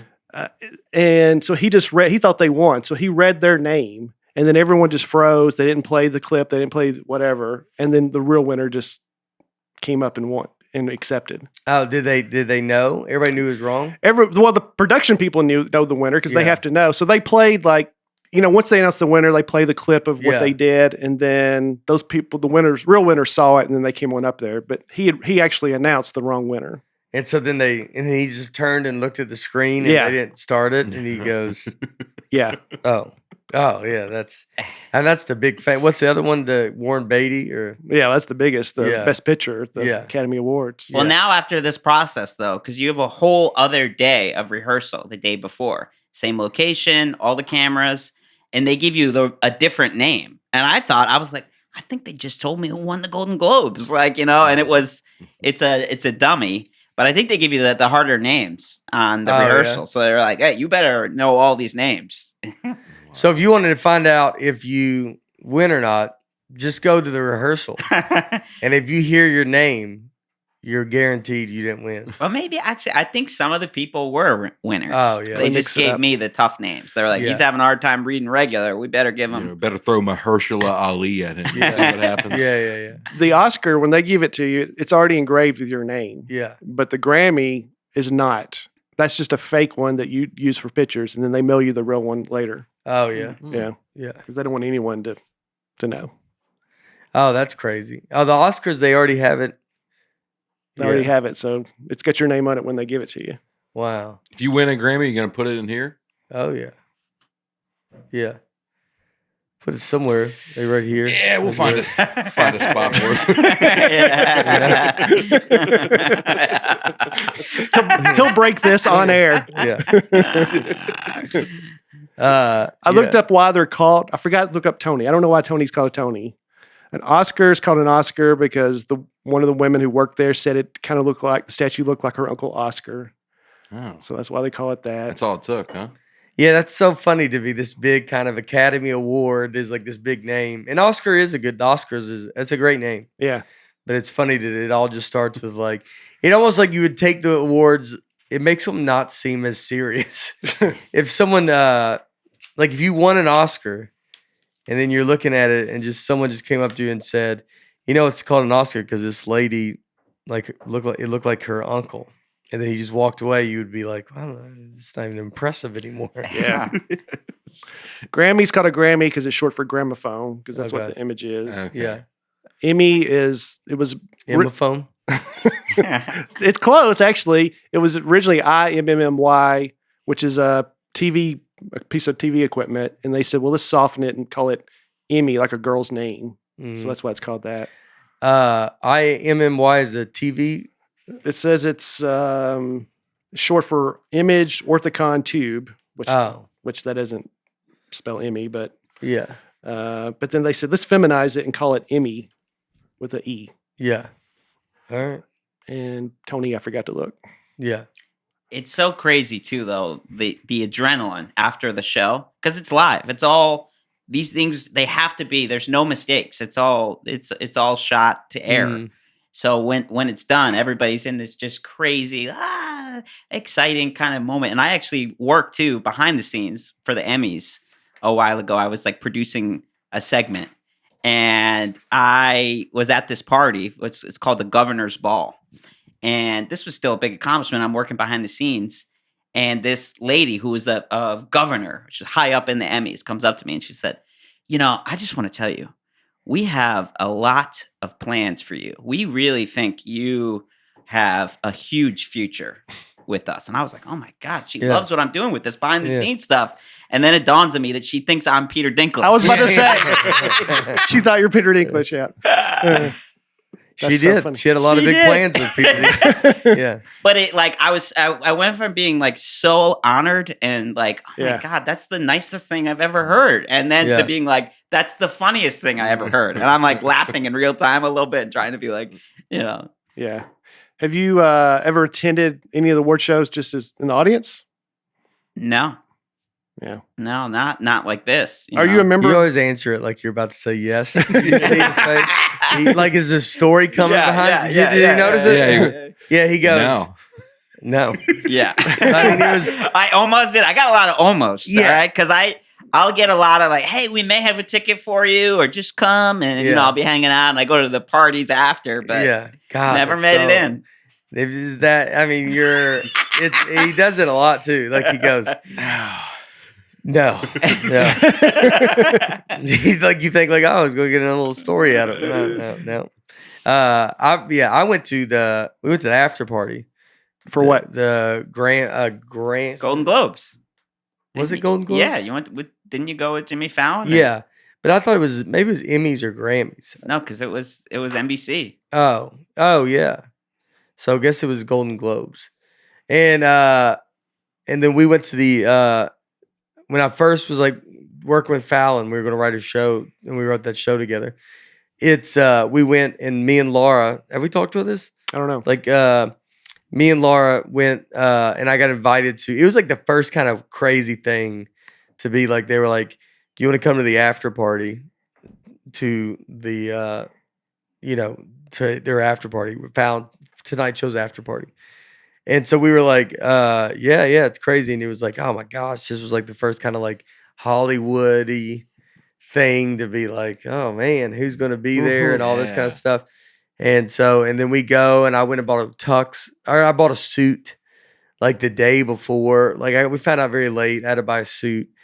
Just, I didn't know what you were supposed to wear, like, and all this kind of stuff. And we went in, and like, everybody's there. I remember seeing like Nicole Kidman and, who's she married? Chris Martin? Or no, Nicole. No, I know. Gwyneth Paltrow. Gwyneth Paltrow. Yeah, Nicole Kidman. I know Keith Urban, Nicole Kidman. They live here in Nashville. Yeah. I don't know, but they're in. But like we saw them, and like. Did you say like Bill Maher was there? Yeah, Bill Maher was there. Eric Stone Street, who I've become friends with, but he was there. David Spade, who I didn't really know Spade at that point. I've met him a few times, and I just said what's up to him real quick. And then like, but it was just like, me and Laura just looked around. It was like just crazy. It's just like, it's like an office party, but it's everybody's like everybody's famous. Yeah. And you're just sitting there and you're like, good night, dude. And this is, now you dress a little more fancier. And this is like Nate with the Cumberland t-shirt. Yeah, this is a very loose suit, Nate. We had a fun overdressed up event. When did we talk about when we went for the Christmas party? Yeah. So when he was on Boardwalk, when Nick was on Boardwalk Empire, he got invited to the Christmas party for the cast. Yeah. And he could bring a +1. And I'm staying with Nate and Laura. He's staying at our house. So his +1 was me. So he's like, you want to come? I can bring someone. And I was like, all right, yeah. So I'll go. So me and Nick go. It's and this is, Nick's been around these people, but like I've never been around any of these people. Like I don't know, it's like you're just kind of like nervous to be like, oh, these like celebrities are going to be there, and these actors. And so Nick, he goes, look, you got to dress up. This is like a real nice place, right? And I was like, all right. So like I don't have clothes to dress up. So I put on, look at Nick, doesn't even look like you. I know. But so I put I wear like there's a picture of this somewhere, but I wear like a blue button-down shirt, and khaki pants, and then Nick's got like a suit on or something. And so that's like the only thing I had nice. But it was a scramble too. You didn't even like have us. Yeah. Oh, I do have khakis. You tuck them in a certain way. Yeah, I tucked them in. Yeah, I'm just look. So we go and we get there, and the dressed up is like, it's just like dress cool. Like dress, it's not like I look like a waiter. Like I just look like a server, like Michael Scott, like when he has like I just look like a server.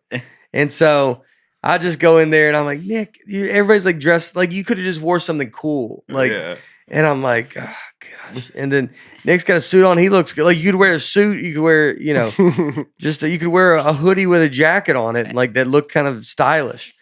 But, so we're going down there. So Nick gets there and Nick's like, I'm going to go make the rounds.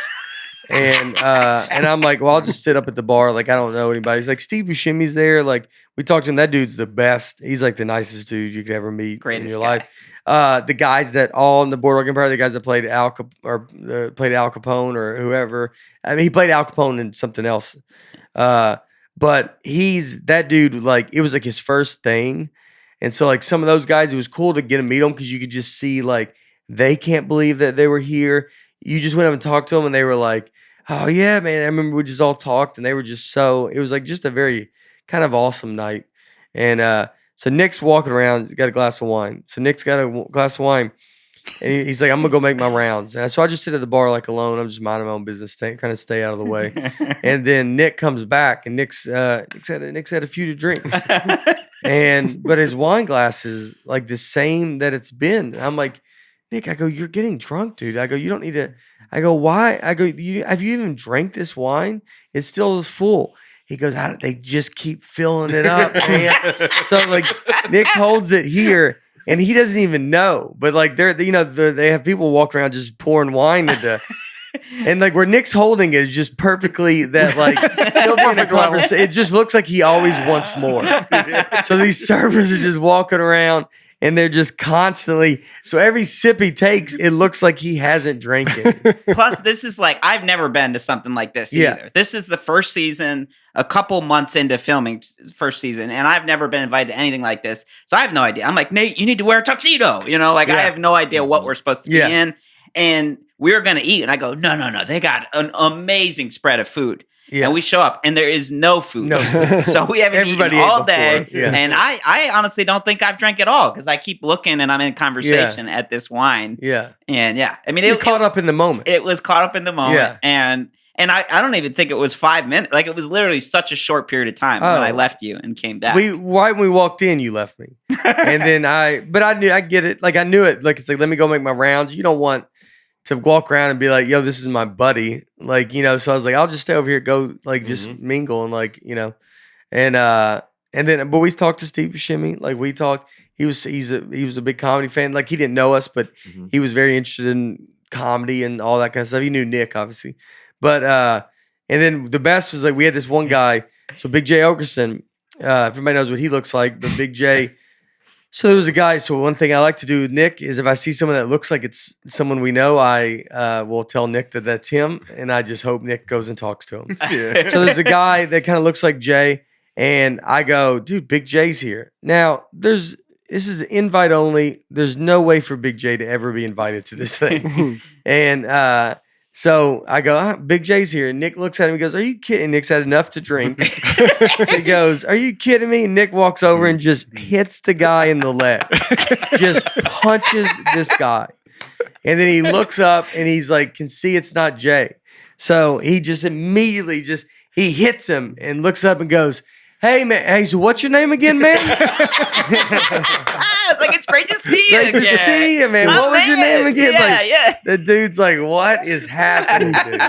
Because he wasn't facing us either. And the guy, in fairness, Big J at that time he has long hair. He's a big guy. There was chain he had around for his wallet. It was perfect, and not facing. So when I see him and I'm just everything, the adrenaline of all this. This is just brand fun. New. It's like exciting. And I don't know how much wine I've had, but it was enough to where I just see him and I go, hey, and I just clock him. And the guy just goes, and he just turns around. I go, I mean, hey. What's your name again? Did you know him at all? No, I mean, there's 100 people on the crew. Yeah. It's no one knows. Yeah, it was just the way you go, hey, and the guy's like, hey, and you're just like, hey, what's your name again? And oh man, it was the best. The other one with Jay, I told you. Remember, I told you that he tried out for the Jets and didn't make it. Wait, yeah, I believed him. He believed him. This was He wouldn't believe. I don't know if he would believe that now, but this was. And Jay's like outside the Comedy Cellar, and Jay smokes cigarettes. Jay's smoking a cigarette with fingerless gloves on. And I go, hey, I don't even know how we got into it, but it just kind of came up. And I said, hey, Jay tried out. He walked on the New York Jets. Yeah, but you were like, too. You were like, he made the practice squad. I go, he made the practice squad. As a tight end. But they just cut him. But here's the thing, too. Nate is so good at these things with me. And this is going back years. Yeah. So he actually had other people in on this before I knew again. I told Jay. He told Jay and somebody else. So he's like, he made and it was like he made the practice team. Yeah. So it wasn't like he's in the game. And I was like, wow, that's cool. And then I walk away and somebody else is like, yeah, don't talk to Jay about the Jets. Yeah. And I was like, so everybody, this is a big deal here. So I see him, I go, hey man, sorry about that getting cut. He's like, what are you talking about?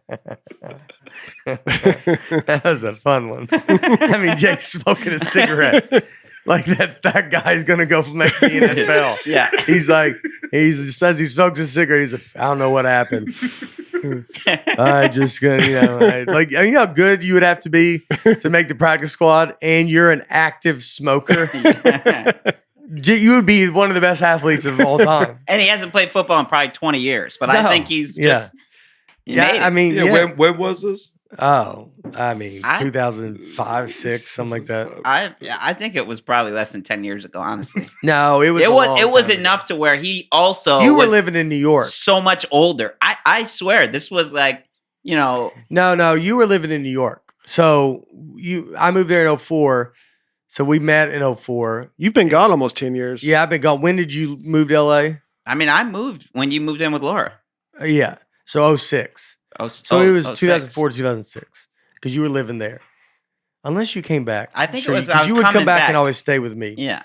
I don't know. It does. I don't think it really matters. I don't think people are like, well, let's get it down. Guys, what are we looking at? But Jay used to have long hair. Now it's cut short.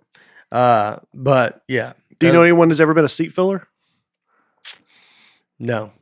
I don't. A seat filler? No. Somebody actually told me once, this is going back almost 20 years ago, that the David Letterman show, I wouldn't be able to be there because I'm too distracting in the audience. As a seat filler?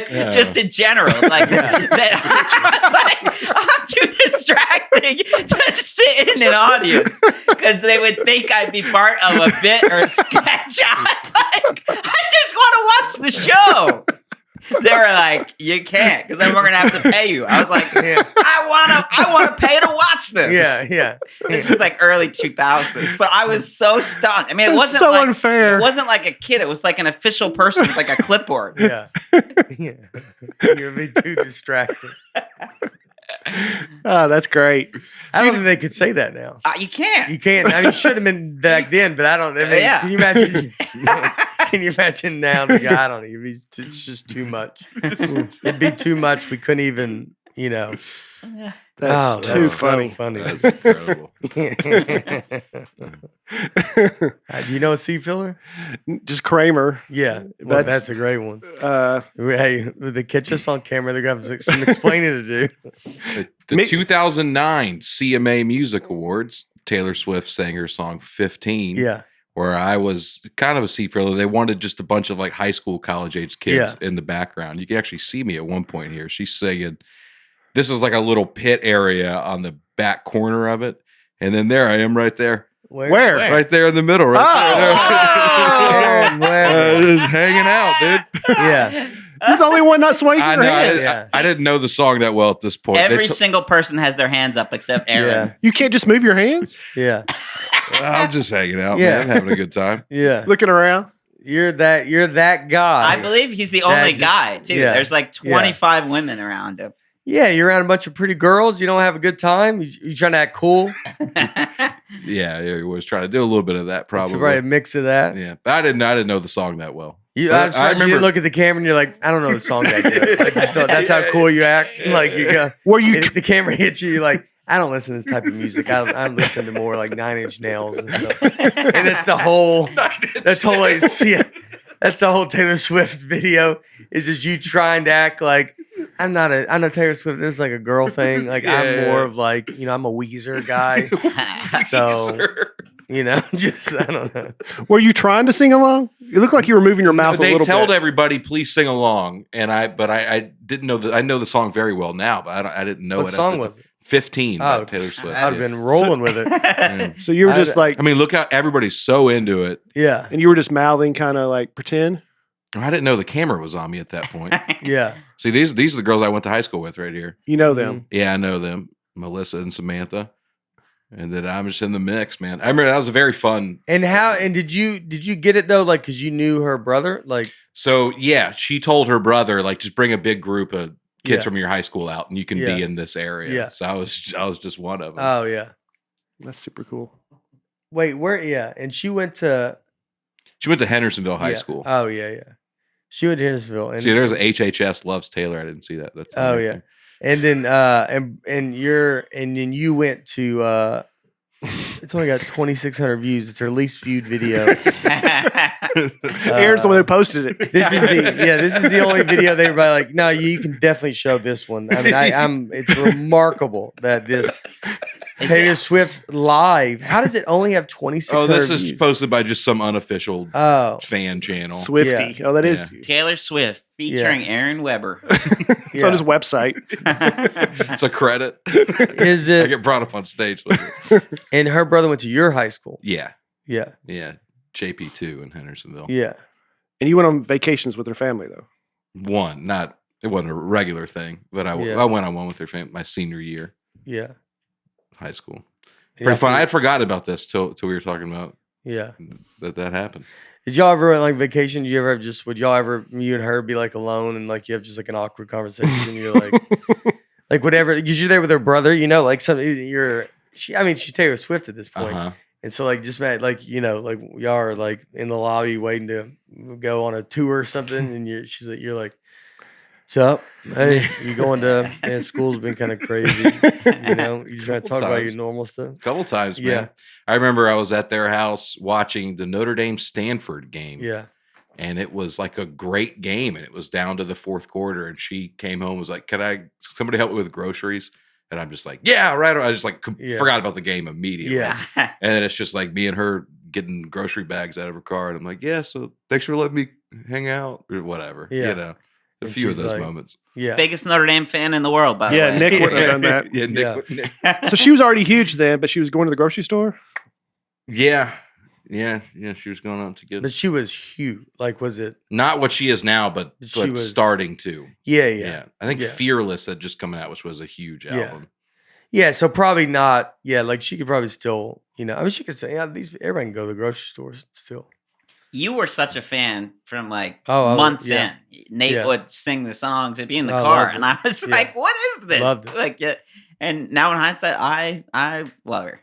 But I made fun of you early on. Yeah, because you were he was mean to me. I'm secretly mean. He's secretly mean. Y'all don't see it. All my cards are on the table. Nick hides it, and he yells at me off camera. What is this, Taylor Swift? You cow! Cow! Yeah. Nick's the real bully. He's the real bully. To attend the Oscars, you have to be a member of the Motion Picture Academy. Are you? No. I might be a member of be a Grammy. That's how Kramer got Mickey. He was a member of the Academy. Yeah. But which Academy? Because he didn't say. That's Nick. The funniest thing, I live on the street of the Oscars, so you can't park on my street during the Oscars. And talking about seat fillers, they have to have a certain amount of people on standby in case people don't show up. Yeah. Or and so they line up in tuxedos on my street.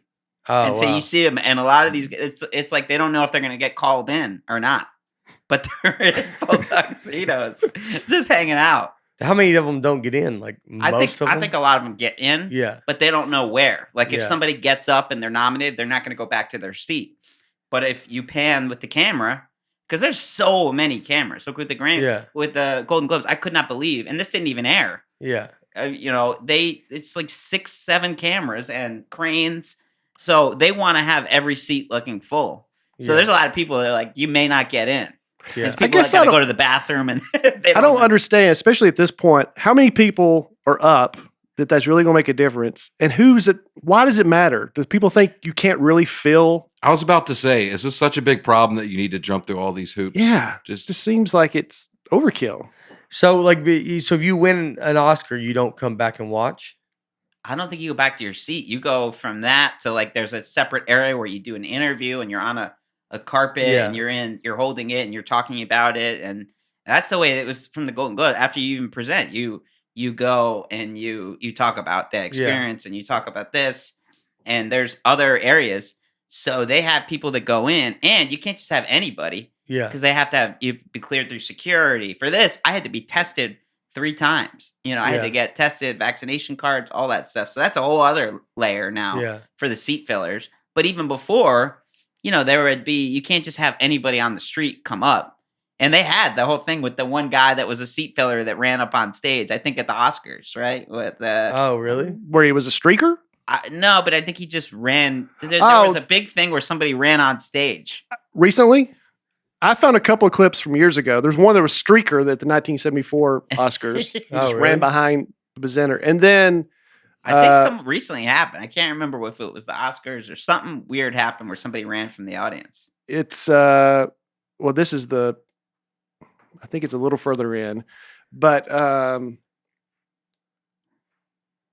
the security is unbelievable. There's snipers on the roof. There's for the Oscars. It's crazy. Yeah. Oh yeah. Yeah. Oh well. There's just so much. I guess probably money there. I mean, there's because they've gotten a lot of threats for like bombs and all kinds of. So it's like. Well, I can't remember when the streaker happens. I think it was back. Yeah, I think it's real fast. Yeah, I may have misled you. Well, but I think it was in the middle. You're streaking. Oh, there it is. There it is.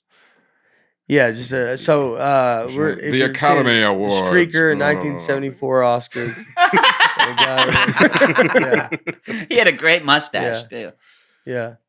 But the best was the guy. This is like the Emmys. Betty Thomas was on Hill Street Blues, and she won an award. And a guy, you see her in the audience, like celebrating with her spouse or whatever. And then a guy goes up on stage and says, Betty could not be here tonight.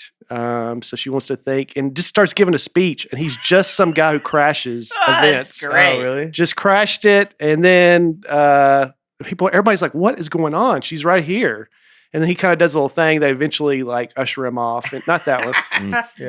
That's good. But that was the best one. Did I send that to you? Yeah, the mystery man on stage. No, you didn't send me that. Oh, one. Sorry. Could you imagine that if you win something your entire career, somebody else just goes up and gives a speech for you, and you're like, who is this and why? He called himself the Great Imposter. He pulled similar pranks at sporting events, including the Super Bowl. I don't know what he did there, but he was fined $175 and 6 months probation. That almost seems worth it. Yeah. Oh my gosh. I think I'll pay this guy if I win $175 to come do it. Yeah. We had a streaker at the Titans game. Oh yeah. When I was there. What would it take for you to do that? I feel like I would do that. $175. $175. A lot of folks commented they thought it was me because they said he gave up way too easy. Yeah. He did give up super easily. He didn't. Well, you're so tired by the time you get down from your seats to the field that you're like, wish I thought this through. Yeah. He didn't try to outrun. I mean, he got laid out by the security guy. Just went and got him. He didn't even try to outrun him at all. He was a streaker. No, he wasn't naked. It was just a guy who ran on the field. Just a guy running on the field. Well, I don't know why they don't that's the one they always say they don't show it, you know, and you're like, just show it. Like, don't. They're trying to discourage people from doing it. But but I mean, you're doing it in front of 80,000 people. I think that's the thrill. 20 million. And then it's immortalized forever on film too. Then you've got a clip of it. Well, there was a guy too with the John 3:16 sign, the Rainbow Man. And people would start paying for him to go to all these crazy events, and he would have to sign, or I think he ran on the field, and it ended up nuts. His story. He ended up like, I think there's a 30 for 30. There's a 30 for 30. I think, but he ended up. It just got wild. People were paying for him to go to these things, and it ended with him being arrested. And he's in jail. Oh, really? For a long time? Think so. What did he do? Because there was I don't know the whole story, but it was like it was like a dog day afternoon where he had people like under he had them basically in like a hotel. They were like hostages. I mean, you telling the story is, if I imagine being a detective and you're the guy that we're trying to, like, there'd be multiple times I'd go, all right, man, well, thanks for coming in. And then you'd be like, yeah, well, you had people in this hotel as hostages. I'm like, what? Hold on, come back. You're like, it would just start like, it starts so, you're like, it would honestly, like, if you were the one that we're trying to get this guy to go to jail. Yeah, I thought he just held up the John 3:16 sign. Yeah, he did. He did, but look into it. The story gets wild. Our buddy Walker Hayes was a big part of that Chiefs Bingles game yesterday. Oh, really? He performed at halftime the fancy song, and did you see this? Oh. It was so loud that the CBS broadcasters couldn't hear each other to talk. Oh, somebody messed up and they were down on the field at halftime and put the speakers right in front of them. So it just blasted out everybody. And it was a big talk on social media. Yeah, that's funny. Yeah. Fancy light. That, like, it was just that. I think so. It was just so loud that you're trying to hear the announcers and you just hear it blasting behind you. Yeah. That's crazy. So this guy was charged with, he did take hostages. Took a turn. See, the story makes, it's he ended look it up. Yeah. It's pretty wild. But he would go to every major sporting event. People would pay for him to go because he would hold those signs at John 3:16. Yeah. And so he would go everywhere wearing the rainbow wig and was very famous to be the ultimate person that would sneak into stuff. Crazy, and then he ended up being like crazy. Why did they pay him to hold up that sign? Well, I think there were certain people. I don't know all the details, but I think certain people were paying because he was sort of showing, pro-religion, message. Couldn't they just bought a ticket and do it themselves? Because he would go into like the World Series, and like the Wimbledon, and I think he ran on the field and ran. This is like 80s. Yeah, like this is where no internet. Yeah, you could just get. Listen, this is Roland Stewart was briefly jailed by Moscow police at the 1980 Summer Olympics. In the late 1980s, he began a series of stink bomb attacks. Targets included a cathedral, a newspaper, the Trinity Broadcasting Network, and a Christian bookstore. The stated intent of an attempted attack at the AMA, the American Music Awards, bringing it back around to the topic, was to show the public that God thinks this stinks. So he did a stink bomb attack there. I mean, he was a big part of my childhood in the sense that every sporting event, I feel like you would see him. Monday Night Football, Howard Cosell. Yeah. I remember just that guy holding the sign. The John 3:16 though? Like every time they would kick a field goal, because he'd usually be behind the goalpost. Yeah. He had the best seats everywhere. Yeah, I wonder how he got all those seats. At the time, I didn't realize somebody was funding it. Oh, yeah? Yeah, at the time, I didn't realize it was the same guy. Because they liked that he was there. Like, or someone was like, wanted the message. I think it was, people liked it. There was a religious message, just that there was the John 3:16. And he was so recognizable with the wig. And maybe just somebody thought it was funny that he's doing all this crazy stuff. Yeah. Running on, so. Yeah. Huh. All right. So, EGOT, do you know what that is? Yeah. There's only been a very few. You could be Whoopi Goldberg. Yep. That's all I know. Yeah, I said it's very, very, I don't contradict myself. Go for West Side Story. Yeah. Yep. Right? Rita Moreno. Yes. Mm-hmm. There's been actually more than I realized because there's been a lot of composers and people like that. But just for acting, there's very few. Helen Hayes, Rita Moreno, Audrey Hepburn, Whoopi Goldberg. And then there's been a few that won non-competitive, but they still got like a lifetime award. Barbra Streisand, Liza Minnelli, James Earl Jones, Harry Belafonte, and Quincy Jones. He's a composer, but What's non-competitive mean? Like instead of they won an award, but they weren't competing against other people. They got like a lifetime achievement or something like that. An honorary degree. An honorary, like a Grammy Legend Award or an adjunct Oscar. An adjunct Oscar. Stuff like that. There's more directors and stuff like that, but as far as actual actors, very few. So you'll get the G. If I can win the Grammy, I get the G. And then you're on your way. If I can win an Emmy. That's possible. Let's see. You win the Critics' Choice Award. They just changed it's a... Yeah. Really, Grammy, at first blush, you'd think that'd be the hardest one for you. As far as you think of Grammy as music. Yeah. So I could see you in a movie or a TV show or... I think you're going to struggle with that T, dude. Tony. You're going to be ego. I could write, Tonight. I could write Nateland the musical. Nateland the musical, or just is it a Broadway show, or does it got to be a musical? Well, it could be a Broadway show, right? Oh, yeah, I think it's just Broadway awards. Oh, yeah. So you do a Broadway show and just write. Most Broadway shows are musicals, but it didn't have to be. A play is what you're saying. Yeah. It's a one-man show about your and Brian's friendship. Yes. Yeah. Rated R. Called Dead Gummit. Kids not allowed. Is that it? Well, I thought that would go further. All right. No, do you want to guess who's won the most Oscars? I would guess Meryl Streep. Yeah, Tom Hanks. Meryl Streep has been nominated by far the most, 21 times. Wow. That is crazy. That's crazy. How many she won? Nick, she's won 3. I mean, how do you only win 3? That's what doesn't make sense. If you're doing something where you're nominated 21 times and you only win 3. Susan Lucci was the ultimate. Like, do you know who that is? For Daytime Emmy, she was a soap opera star, and she was nominated like year after year after year after year, and she never would win.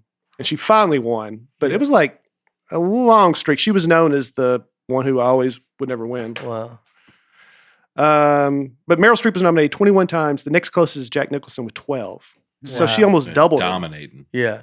But Katharine Hepburn has the most Oscars with 4. I thought it would be much more than that. Yeah.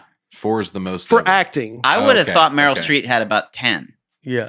For directing and I was thinking composer, maybe like John Williams. He's probably got 30 or something like that. Oh, is there who has the most Oscars? Is there someone that has like 30? Look sound editing. Look how many John Williams just. Yeah, John Williams is nominated for 52. He's won 5. That's still not great. That's still not. No. But it's still not crazy. Walt Disney. It's 26. 26 Oscars. Yeah. Wow. SNL's been nominated. I saw where just Lorne Michaels has been nominated for almost 100 Emmys, I think. Wow. That's crazy. SNL's over 250 nominations in the show's history. But it's been on for 40-something years. Nearly 50 years. Yeah. Critics' Choice Awards. There's been 2 people who won 3 times. Allison Janney, Sarah Paulson. It's a very new award show. It's my favorite one. Yeah. For TV, I think they've been doing it for 10 years. Yeah. If I win that one, if I'm at 1, you're on your way. I'm on my way. I'm almost to the top. You're in the mix. Yeah. Yep. Tickets for the first ever Academy Award were $5 to attend. Wow. I mean, that's, when was the first Academy Awards? 1929. Yeah. People still have to pay to attend. Really? If you're nominated, you don't. The studio or somebody will pay for you. But if you're a member of the Motion Picture Academy and you get a chance to get a ticket prices run from $150 to $750 for a seat. But the actors that are there, I mean, it's only the nominated actors that are there, and then it's... No, because this theater holds 3,400 people. Yeah. So it's a big theater, and the Motion Picture Academy is twice that many members. So... Yeah, didn't Sebastian go, Maniscalco, and he was sitting in the top or something like that? I didn't see that at the Oscars. Well, if you're part of a movie, though, that's nominated, they'll give tickets to supporting. Yeah, but they go sit. They don't get to sit. They sit farther back.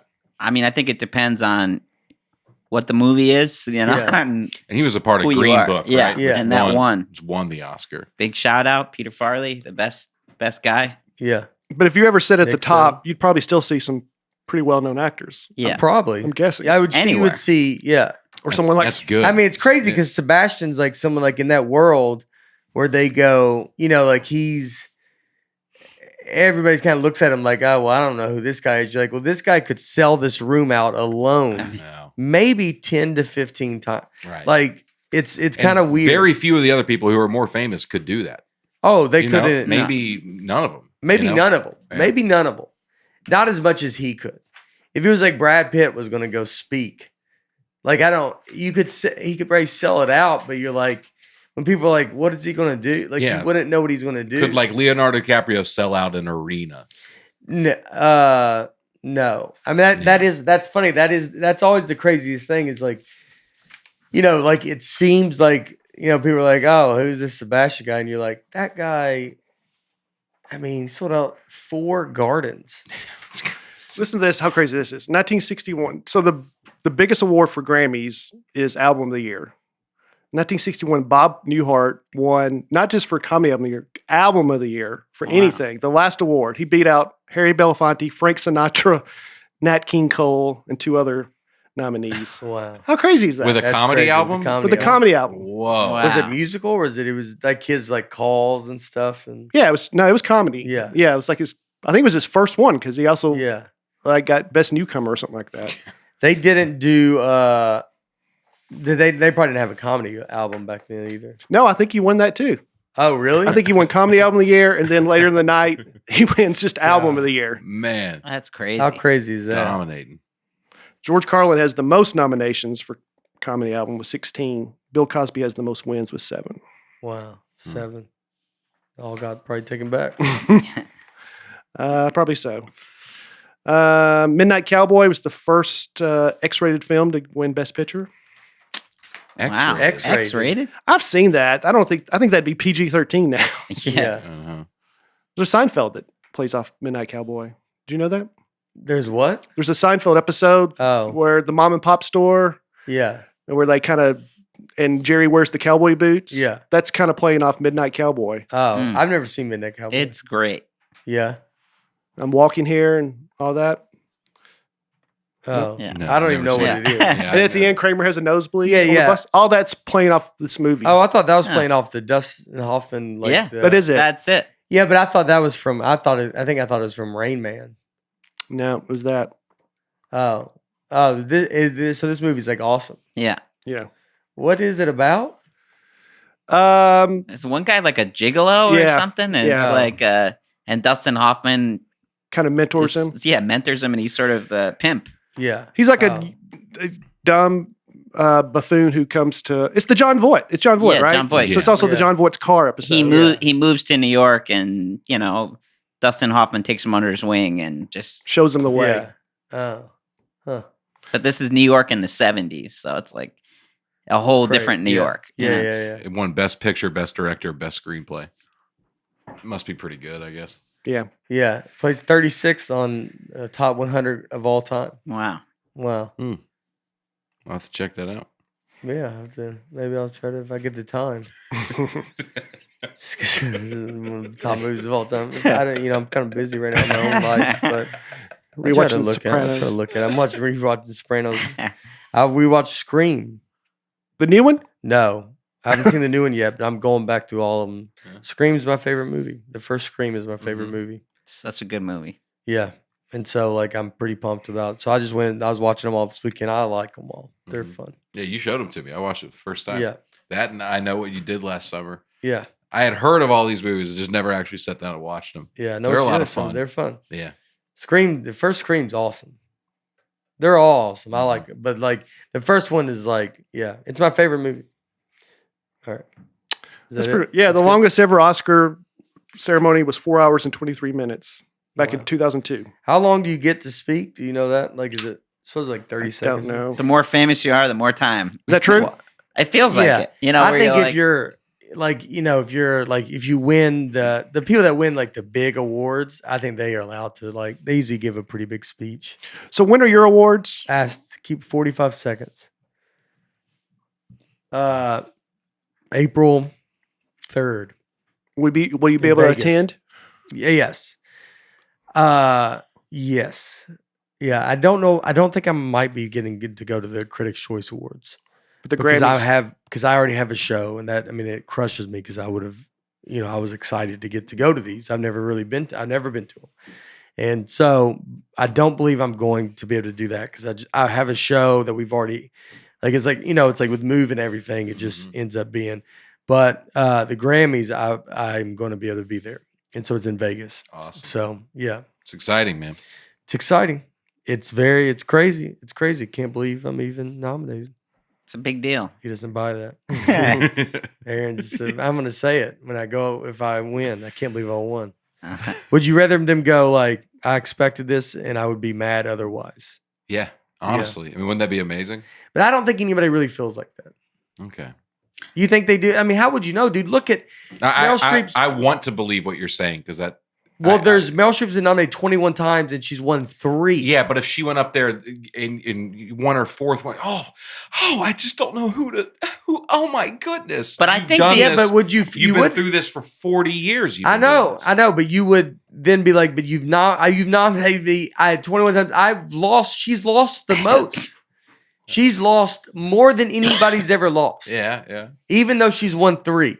She's lost more than anybody. I don't know if that's true, but it sounds like it. But it's close. She's lost 18 times. 18 times. Can you imagine being nominated 18 times? You would be very surprised. There's got to be a point. There's a streak of her losing 18 times, dude. Mm-hmm. She goes 21 times to this thing. She wins to 3. And then 18 of those, I mean, there's a point you go like, I'm not even going to write a speech. I think it's like, I'm like, because you're just the hassle, but like, every year I have to write this big, long, can't believe. And then y'all just don't give it to me 18 times. Like that would be. And then if you did win, you might be like, yeah, I don't have a speech prepared because I never win. And even though y'all hear my name all the time, I'm never winning. I think one time she won after she'd already won. And she was like, I know you guys are mad that I keep winning, but I'm sorry. She kind of like said that in the thing. Yeah. But I feel like it is, though. Like, it's the first time you've won. That's an insane thing. The adrenaline of everything. I think you do kind of blank out. If think you've done about it before. like you're in a career right now. Like, do you think about a Grammy or do you think about, like, obviously you'd want to win one, but like, can you imagine it or can you like, no, why would they ever? Even what I'm thinking about. It's like, so that's what I think the mindset, like that's what the mindset is for, I know just speaking from comedians is us. You just work hard forever and then you kind of look up and here you are. Yeah. It's crazy. You're not there. There's not like a goal of like Grammy, this, that, blah, blah. I'm not saying, I don't know, singers might have that kind of stuff, but you kind of just are like, I don't even know what I'm trying to do, man. I'm just trying not to be homeless. Yeah. And like you're starting a job and that's, that you're not promised. And so then, you just get to it and you get to a point and you're like, you're in your head. You're still like, I'm still just here, dude. I still go, you're with your family and you're still hanging. You're like, I don't look at it as like this other way. I can tell when you go out, when I go on the road and you're like, I don't know why these people are here. Mm-hmm. I don't like, it's crazy. And you feel like, you're like, I feel bad. Like, you're like, I got to do good enough to be like, am I supposed to be? Why am I here? Like, so I think that's why it happens. I definitely know what you mean. I get it. But I do think that's what it'd be. If you got nominated for a Grammy, next year, you're going to be like, I can't believe it. I would go, it's about time. Yeah. You go, finally. You're probably mostly talking about people who've won a bunch. But it seems like no one's won a bunch. Well, that's true. At least in Oscars. I'm sure in Grammys. Yes. Yeah. Yeah, look, Dan and Shay, we had Shay here. They won a ton. Mm-hmm. But it's still like, Shay, it's still just like, I can't believe. I mean, there's going to be after you get nominated a bunch and, you would be like, how am I not like, I think the nerves, though, are a real thing, though, where a lot of people are like, look, I don't need to write down my speech because I do this all the time. I perform or I act. And then it's wildly nerve-wracking. I was like scared before I went up. And you perform all the time. And I think certain people just think that they have it. And then when they get up there, they go, I don't remember what I'm supposed to say. Yeah. And they literally, you see them blank. And they're like, I didn't think I was going to win. And it's just literally them saying that to try to figure out what they want to say. Yeah, they're just saying what they've heard over the years. Yeah. And, but. Can I promote a couple shows? Yeah. February 5th, this Saturday, I'm back at the Grand Ole Opry. Nice. John Schneider's on the show, Bo Duke. Oh, wow. My hero from my childhood. Hope that's really cool. Yeah. April 15th, 16th, me and Aaron doing a co-headlining at Wise Guys in Salt Lake City. Oh, wow. Jordan Lennings. That's awesome. What should we call it? The tour? Breakfast in the Gout? Breakfast in the Gout. The Whistle and the Wheeze? Gout before breakfast.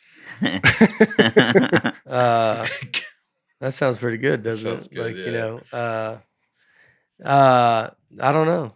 So, well, it'll probably just be our names from the Nateland podcast. But yeah. Anyway, hopefully that'll be a fun show. Salt Lake, that'll be good.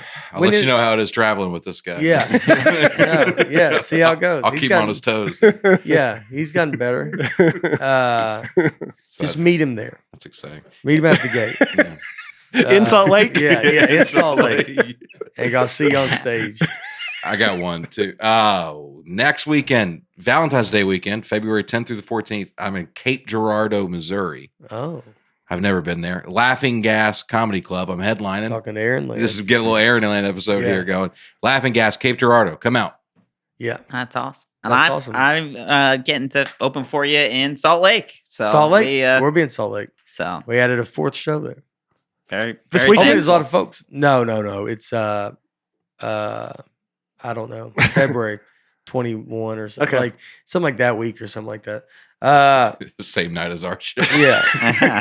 I'm going to move it to April 15th. Just to crush us. I'm going to make a point just to kind of remind everybody what we're doing here, you know? And then, so I got that. And then I this weekend, we're going to Pensacola, New Orleans, Dallas. Dallas will be the biggest place I've ever played. It's like 5,000 seats. Wow. It's a big place. It's amazing. So that'll be pretty special. But they're all big. New Orleans, 2 shows there, Pensacola. The shows have been awesome. You guys have been coming out. I truly appreciate it. Me and Bates are fine. We don't have to. They said people were talking about it in the crowd. The vibe of it. What crowd? At my shows. Really? Yeah. Oh, wow. Word was getting around. I opened with a big rant about you. So that didn't help. That I go, I know y'all are wondering why is breakfast here, and absolutely not. We love you. Thank you for listening as always. None of it's lost on us. Truly appreciate it. Thank you very much. See you next week. Yep. Bye.